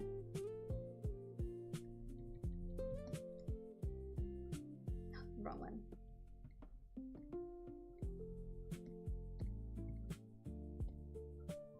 I totally forgot his butt is also green. This is also brown.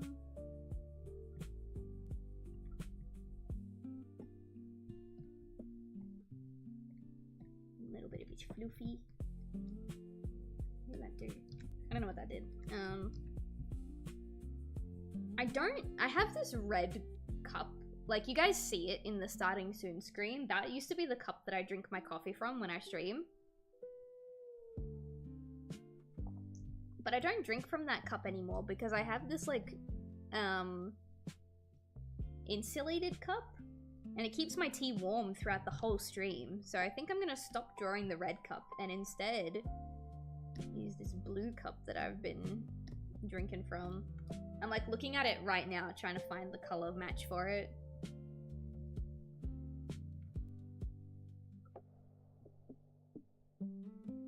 Alright, that's pretty close.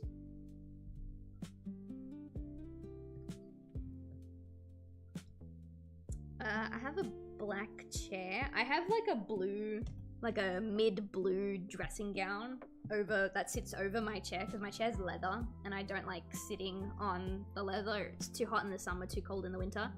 So I have this dressing gown that I wrap around the chair.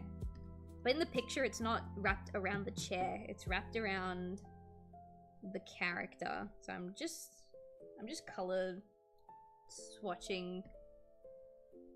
No, it's like a... No.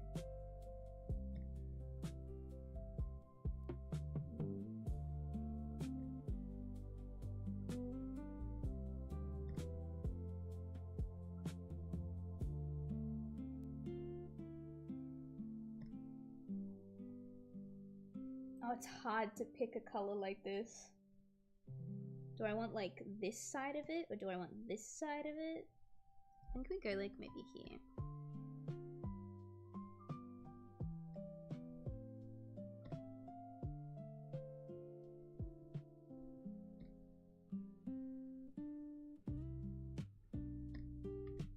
I think that will do.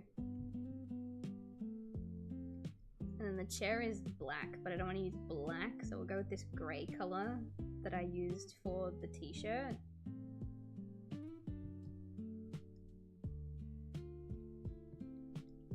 And then this part of it will make it a tiny bit lighter. Maybe on a different layer so it doesn't overlap like that.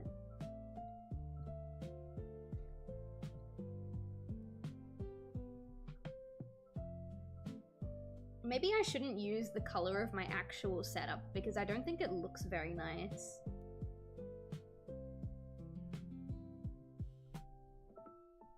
Like, this might look nicer if it was maybe a green to match Rocher, or a red to match the socks, but then I've got nothing to match the blue.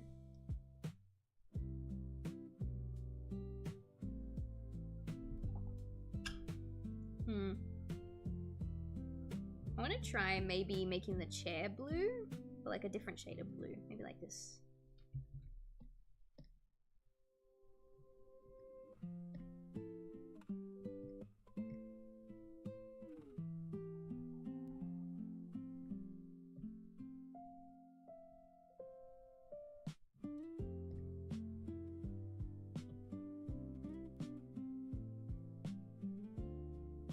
I think that could work. If we make it blue instead, and then we can grab like the color of her hair and bring it into the rest of the setup like this. Have like some white wheels. Oh, actually maybe if it's just blue and white, maybe we've got like a tiny bit of like a bluish gray for the plastic. Oh, that's cute. I like that. I do need to get a new office chair anyway. It doesn't matter. I struggle with this a lot. Just because it's my character doesn't mean their setup needs to look exactly like mine. Like, I'm allowed to change the colors and play around with it a little bit. What if we even make that armrest the same color as the thing? Because mine's not cushioned, mine's just plastic all the way around, but if I get a new chair, I want the armrests to have a bit of cushioning on it. And then maybe we can change the color of the blanket as well. I don't like that shade of blue. Maybe this light green that tips Rocher's wings? No, too bright. What about Rocher's wing color? I do kind of like it. The pinkish tone in the hair matches the green nicely. I do like that. And then it also complements the red. Okay, I think I like this.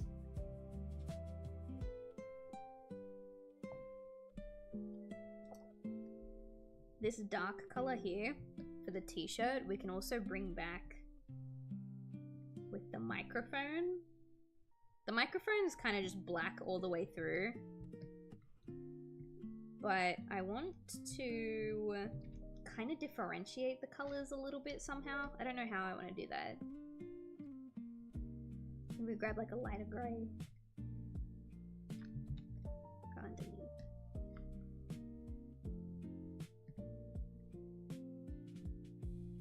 Or like, I don't know how I want to do this. I want to use this gray for the mic.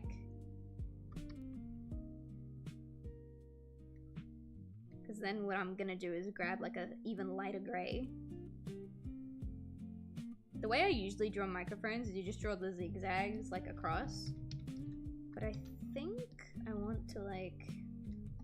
I'm looking at my microphone right now. It's kind of like a crosshatch type situation. The easiest way to explain it is it's more like squares. Like this. The ones on the sides are like diagonal, but it's like a bunch of tiny squares. Maybe this should be thinner.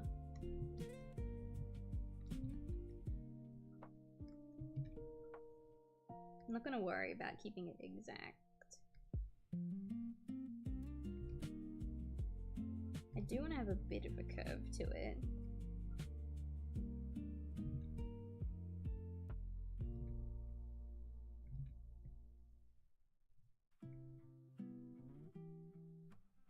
And then, like, it's like that. Which, you know, is basically the same as making it zigzagged, I see now.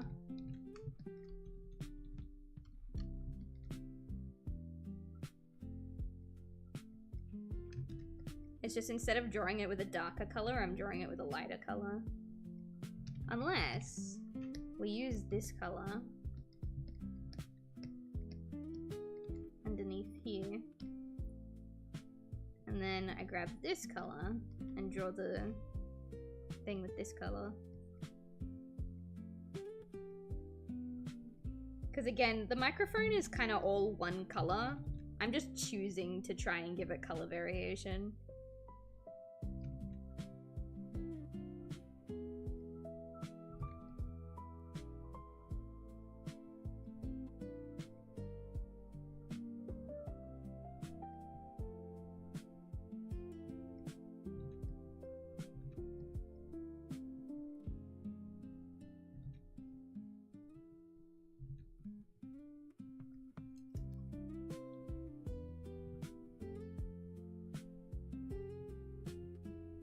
I should just be able to ping and then ping.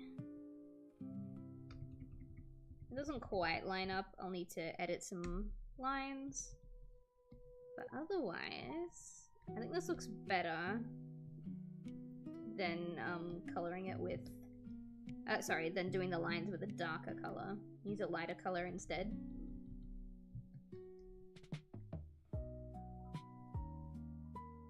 Perfect. Alright, now the rest of the microphone really is just one color. Might make the body that color.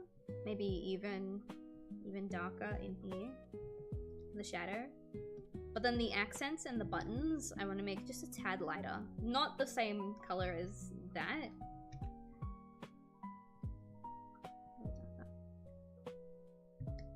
It's rough.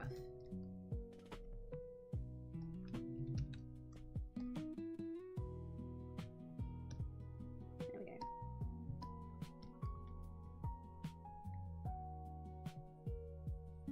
I know there's a lot of white spots, but we will fix that when the time comes.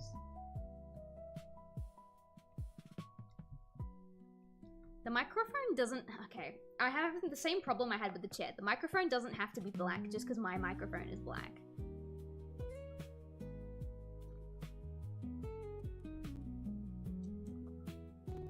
Maybe do pink? Are there pink Blue Yetis?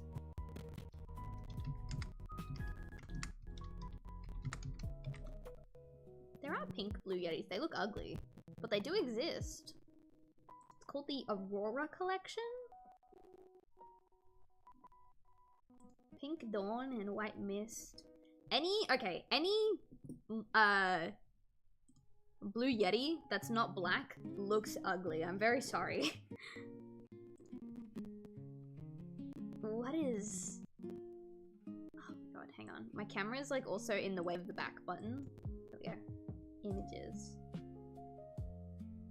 Yeah, pink Yeti is pretty ugly.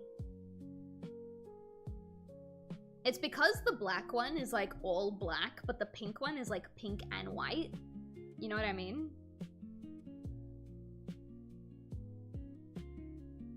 So I think what I'm gonna do...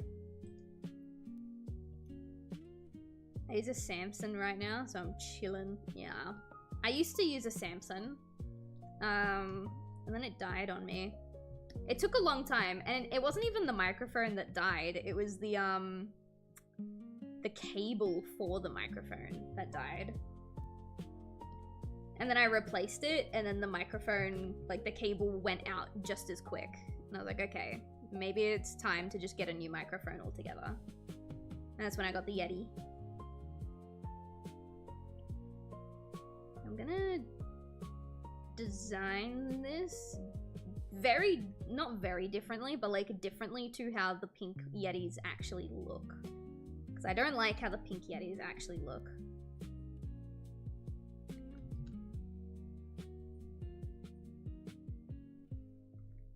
Actually, no, wait. This needs to be lighter. This needs to be the lightest color. Like this, maybe?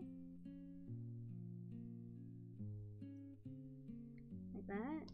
Hang on. I'm gonna really quickly just...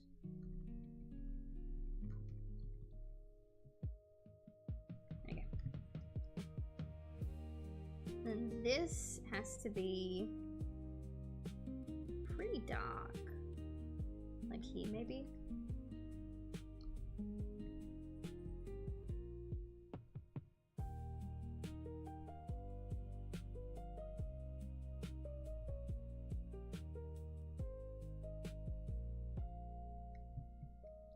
And then these accents can be a light pink, but like in between this pink and this pink. I don't want them to be too close together.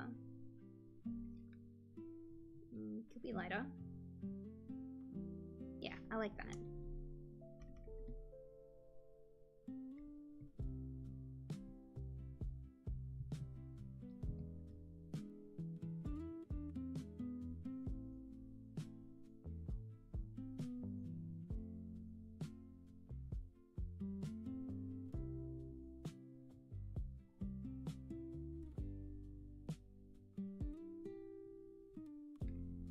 There you go. See, it looks cute when it's all pink. Not this fucking black or like pink with like white accent things. Blue Yeti isn't very good quality. I mean, I don't know who told you that, but Blue Yeti is like the go-to for like beginners looking for a budget-friendly mic. And even not beginners, just if you're looking for a budget-friendly mic. I think my one was like $200 or something. I don't remember.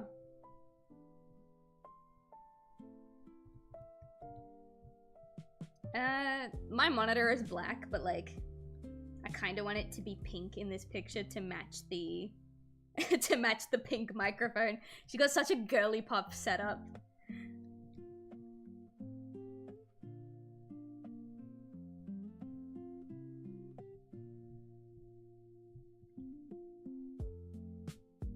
I might change my mind on the colors later.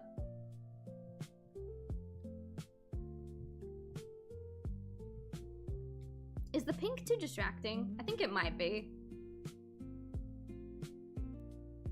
What if we do blue like the chair? Maybe not the exact same shade of blue? We'll try the exact same shade of blue first.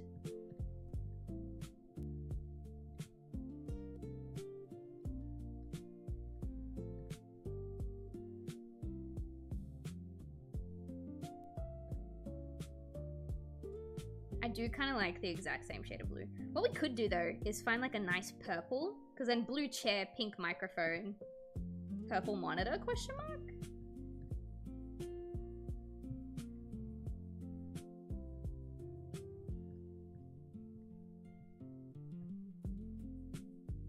I like that too, actually.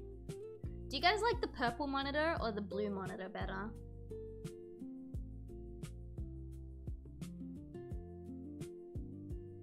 Let me actually like go back and do the purple on a separate layer so that I can toggle it on and off.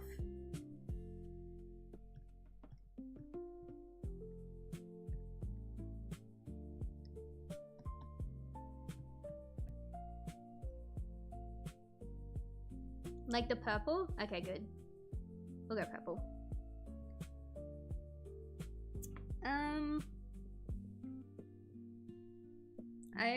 I kept this line here because, like, you know, oh, the end of the desk. But I don't think we need the desk to have an end. It can literally just...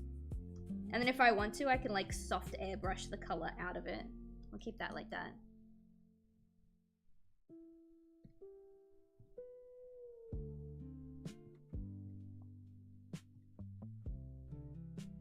She's got a true girl's girl setup at the moment. I'm gonna grab a darker purple just to do these buttons. Not buttons, it's like little holes where the screws would be. I don't know why the back of my monitor looks like this. It just does, like in real life. I just got the general, I just got the very, very basic shape of the back of my monitor and I was like, yeah, that works. And I drew that.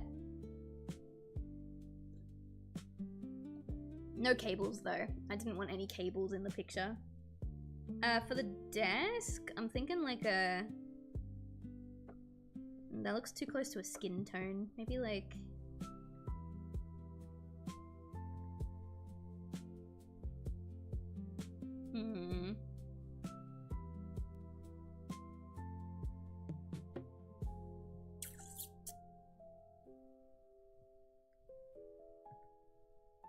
No, I don't like that.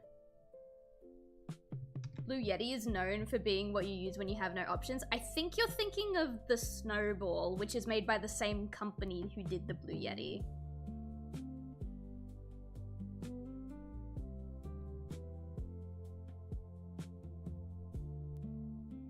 Ooh, I think plain brown could just look nice. I like that. And then what color are we gonna make the circle in the background? Let me draw the circle in. We'll draw it in bright red first, so I can see it easy.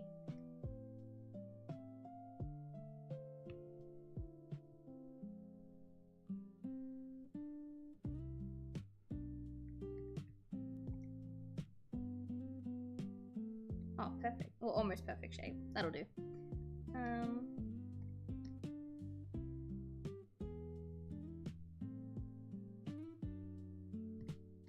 Alright, what color is this gonna be? Let's go with like a...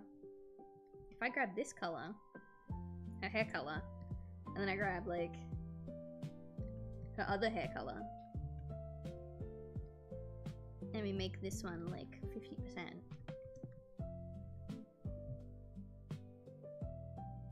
I don't like that. It could be cute. I really like brown, chat. I don't know if I've ever told you this. Despite how like bright and colorful I make a lot of my pieces, I really like the color brown. It's one of my favorite colors. Orange? We can try an orange. Orange is just brown with more saturation, so maybe I can vibe with that.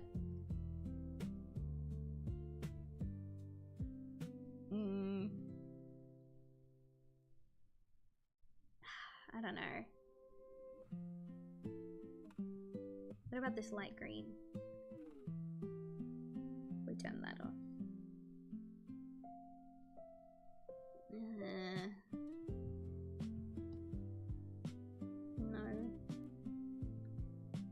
I'm picking colors that are already in the piece now, just to get an idea. I don't like that either.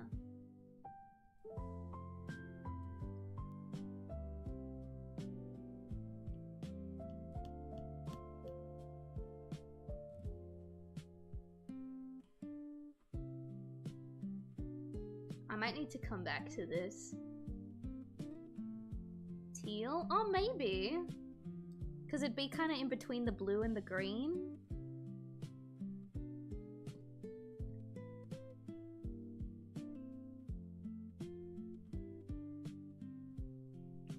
I do kind of like this. We could go a little more blue. That's too dark. Oh, is it? Yeah, it's too dark.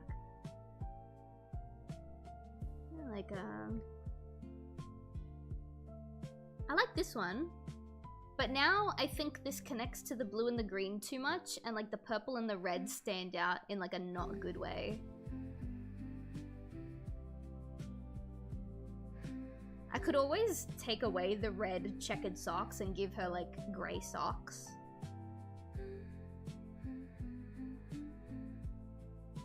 I just like the red checkered socks because they were my favorite socks that my grandma gave me. She loved giving me socks, but those were my favorites.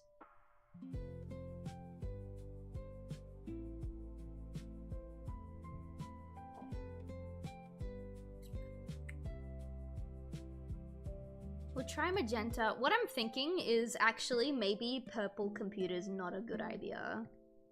That's where my thought process is right now. But if we try like a... Ooh, okay, wait. Now this ties in with the purple, the pink, and the red. And because it ties in with the purple, you kind of get the blue in there too. Okay, wait. I don't know.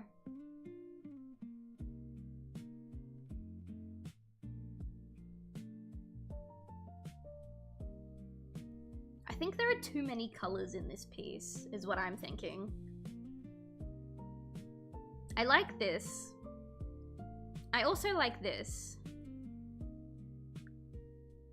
I think there's just too many colors. I think I need to narrow down the colors of all the accents.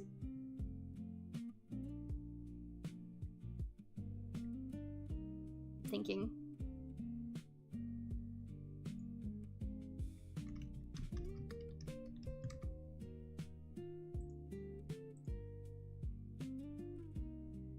I'm looking at other, like, pictures of other offices. Oh, this one's AI. I don't want that. What about this one?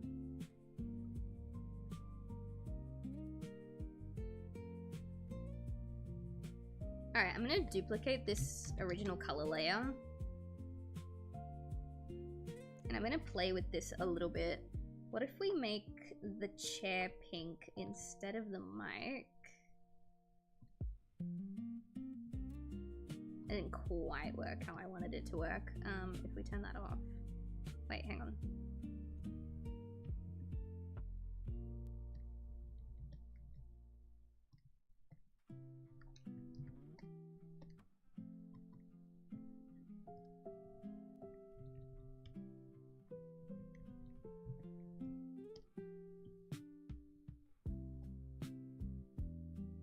Am I actually doing anything?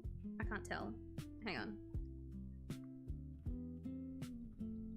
I want this color here, here, and here. And then I want this color here, here, here, and here. Okay, it's just not quite the colors that I thought they were. Alright, we'll grab this. And then for the top, we'll do like a... It is.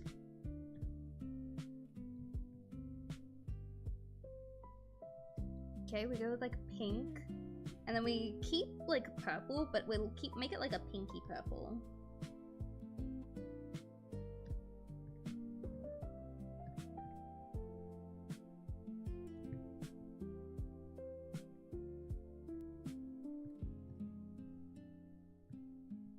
So now we have like a reddish pink and we have a purplish pink.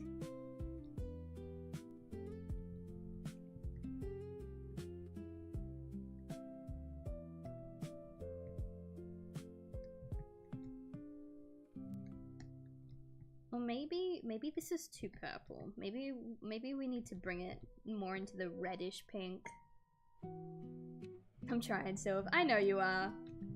I am too. We're just brainstorming at this point. I think maybe we bring it more pink rather than purple, like a more traditional pink. It's not quite the same color. This is still more of like a reddish pink. And this is more traditional pink. I like how pink and green look together. I will have my sippy. I like how pink and green look together. But I also like how blue and green look together. This is very cutesy girly pop. This is more like we chill, we vibe, you know? So I think I'm gonna do... I'm gonna make the microphone the same pink as the monitor instead of the chair. I want the chair to be its own unique shade of pink, I think. And then I'm gonna do basically the exact same thing, but with blue, and then we'll decide from there. I think pink might work better because the red socks will kind of like blend in a little more, but we'll see. It does mean I have to draw the the crisscross again, but it's fine.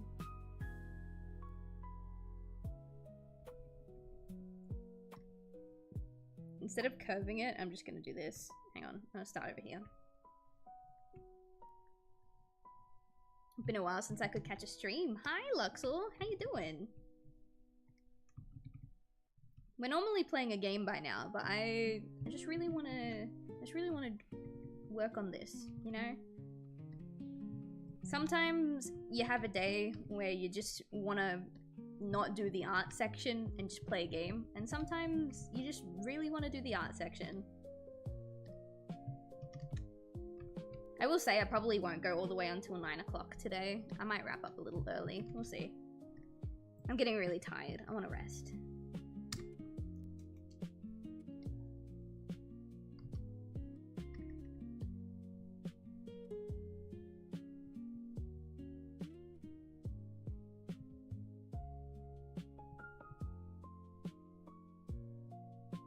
And instead of merging this down, I'm going to duplicate it first, that way I don't have to draw it again, and just recolor it over here.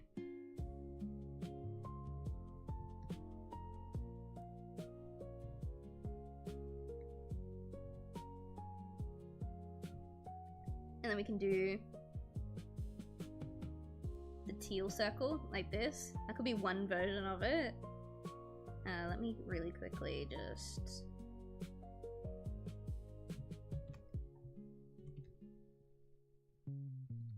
I'm gonna grab these. What layer is this? Oh, that's that. Okay, so I'm gonna grab these. This is the pink variant.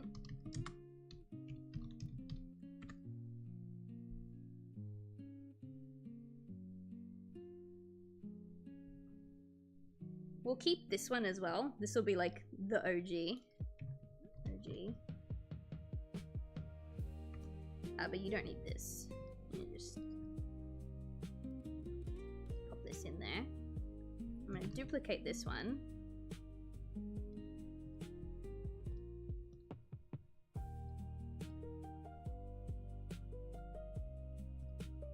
Alright, I'm going to turn this circle off. Now I'm going to try doing more blue tones.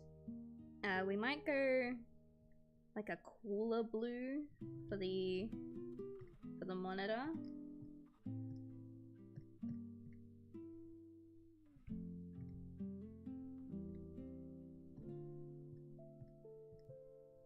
Still kind of purplish tint, like here. Maybe we want more blue. No, I definitely want it to be lighter than this color. So, like here. There we go. These bits.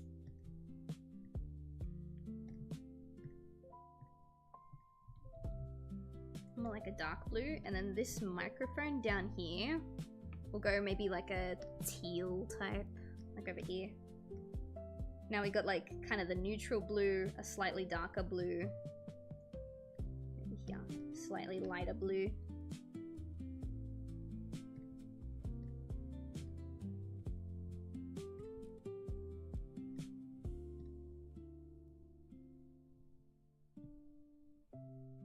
Try and get like a nice lighter color.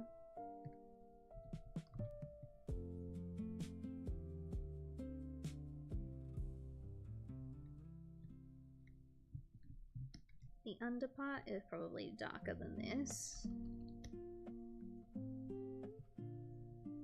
Is it the same kind of darkness? It is, it's roughly.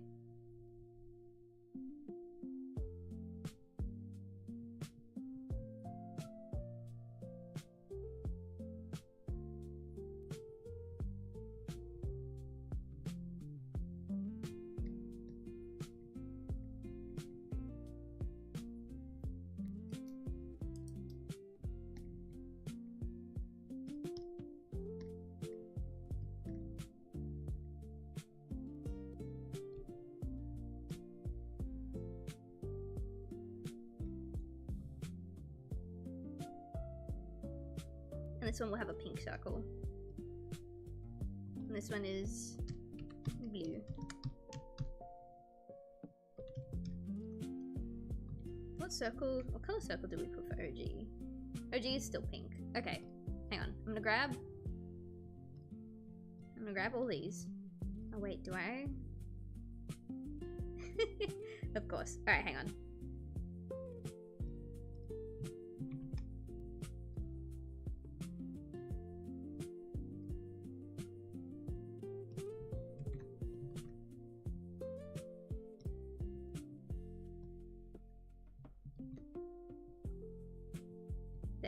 Alright, I'm gonna grab all 3 of these folders.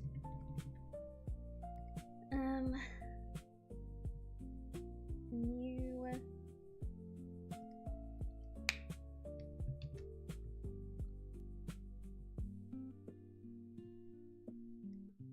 Oops. I want to set it up a very specific way. Alright, there we are.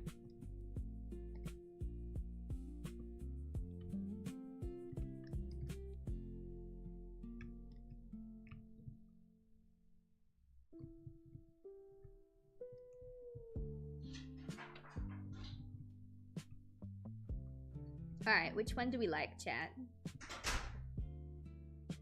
I think the original is growing on me. I think we wasted our time and there was nothing wrong with the original one. It's still gonna be shaded on top of this. I just want base colors that I like.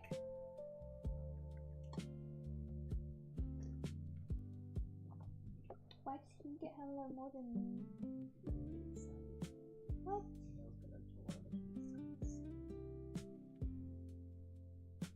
So what, I don't get hello first because I'm too excited? You're happy to see me. He's I'm always like, happy. he's like indifferent. That's fair. I'm trying to like change his logic. Which one do you like? The main difference is the color of the chair, the monitor, and the microphone. I think I like this one better. The pink one? I think I do. It's so hard to say. I was gonna say that one, but then it's like triple effect of different blues. Yeah, this one's This different one's- pinks. Yeah, it's different pinks. This one I was eyeing off as well because it's all different. I like all different. Yeah. Something about that one just. This was the first one we did, and then I was like, I think there's too many colors. Let me try and harmonize it. And then I put them all next to each other, and I was like, chat, I think we wasted our time. I think the original one was fine. Is this one? Yeah. Yeah. That's right. I was focused on that one first anyway. Mm. Is that your way of saying, it's okay, you didn't choose my one? No. Okay. Not mad or anything. Okay. I had seaweed for lunch, and now my tummy hurts. See, you could eat the healthiest, nicest thing in the world, and your tummy would still hurt. I know, it's sad. I had like 12 pieces of seaweed with my lunch. I had deconstructed sushi. What's that? He has a drink. Oh. He hates me, chat.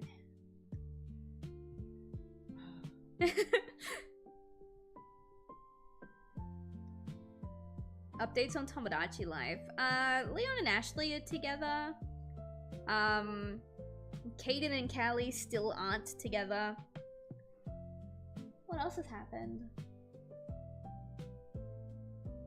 Nothing really. Everything's pretty chill on the island right now. I'm gonna take these out of the folder now.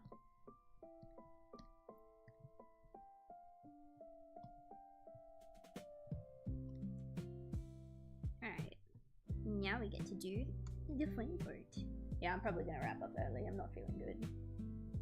Don't do your eye twitchy at me. When's early? I don't know. It could be before you finish your shower. It could be like 2 hours from now. So pull everything back out of the space and set it up. If you pull it out and you put it here, then I will wrap up before your stream starts. Yeah, I don't want to do that to you, so I'll just stick to the room. Okay.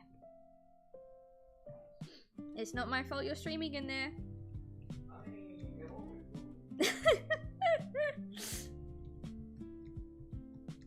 Yeah, I don't think there's anything crazy going on the island right now. I'm trying to think. Actually, why don't we check on them? I am a little bit tired. I don't really want to do my shading right now. Let's save this. Plus my butt hurts. I've been sitting in this chair all day. My butt's big owie. Alright, let me throw you over to the starting soon screen. Not the starting soon screen, the be right back screen. I'm wondering if my marriage is still unhappy. I think it's slightly unhappy. Penelope rejected Odysseus to go out with Temp, and the very next day, Penelope was unhappy in her relationship, so that was funny. Alright, I'm gonna throw you on the be right back screen. We're gonna play Tomodachi Life for maybe an hour or 2 hours, but I am kind of set on ending stream early tonight.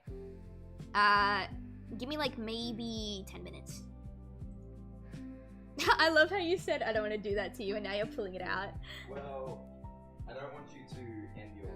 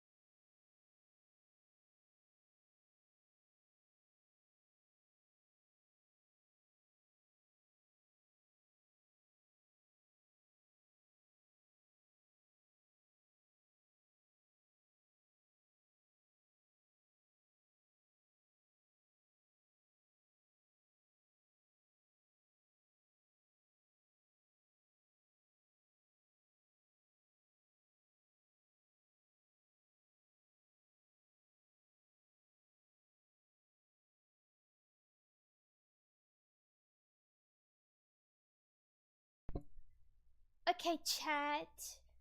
Oh, I'm kinda ready. We're kinda back. I just gotta turn this off. Turn the Elgato on. Where is the Elgato? Yeah. There we go. Perfect. Let me close Clip Studio. The less programs my PC has open, the better.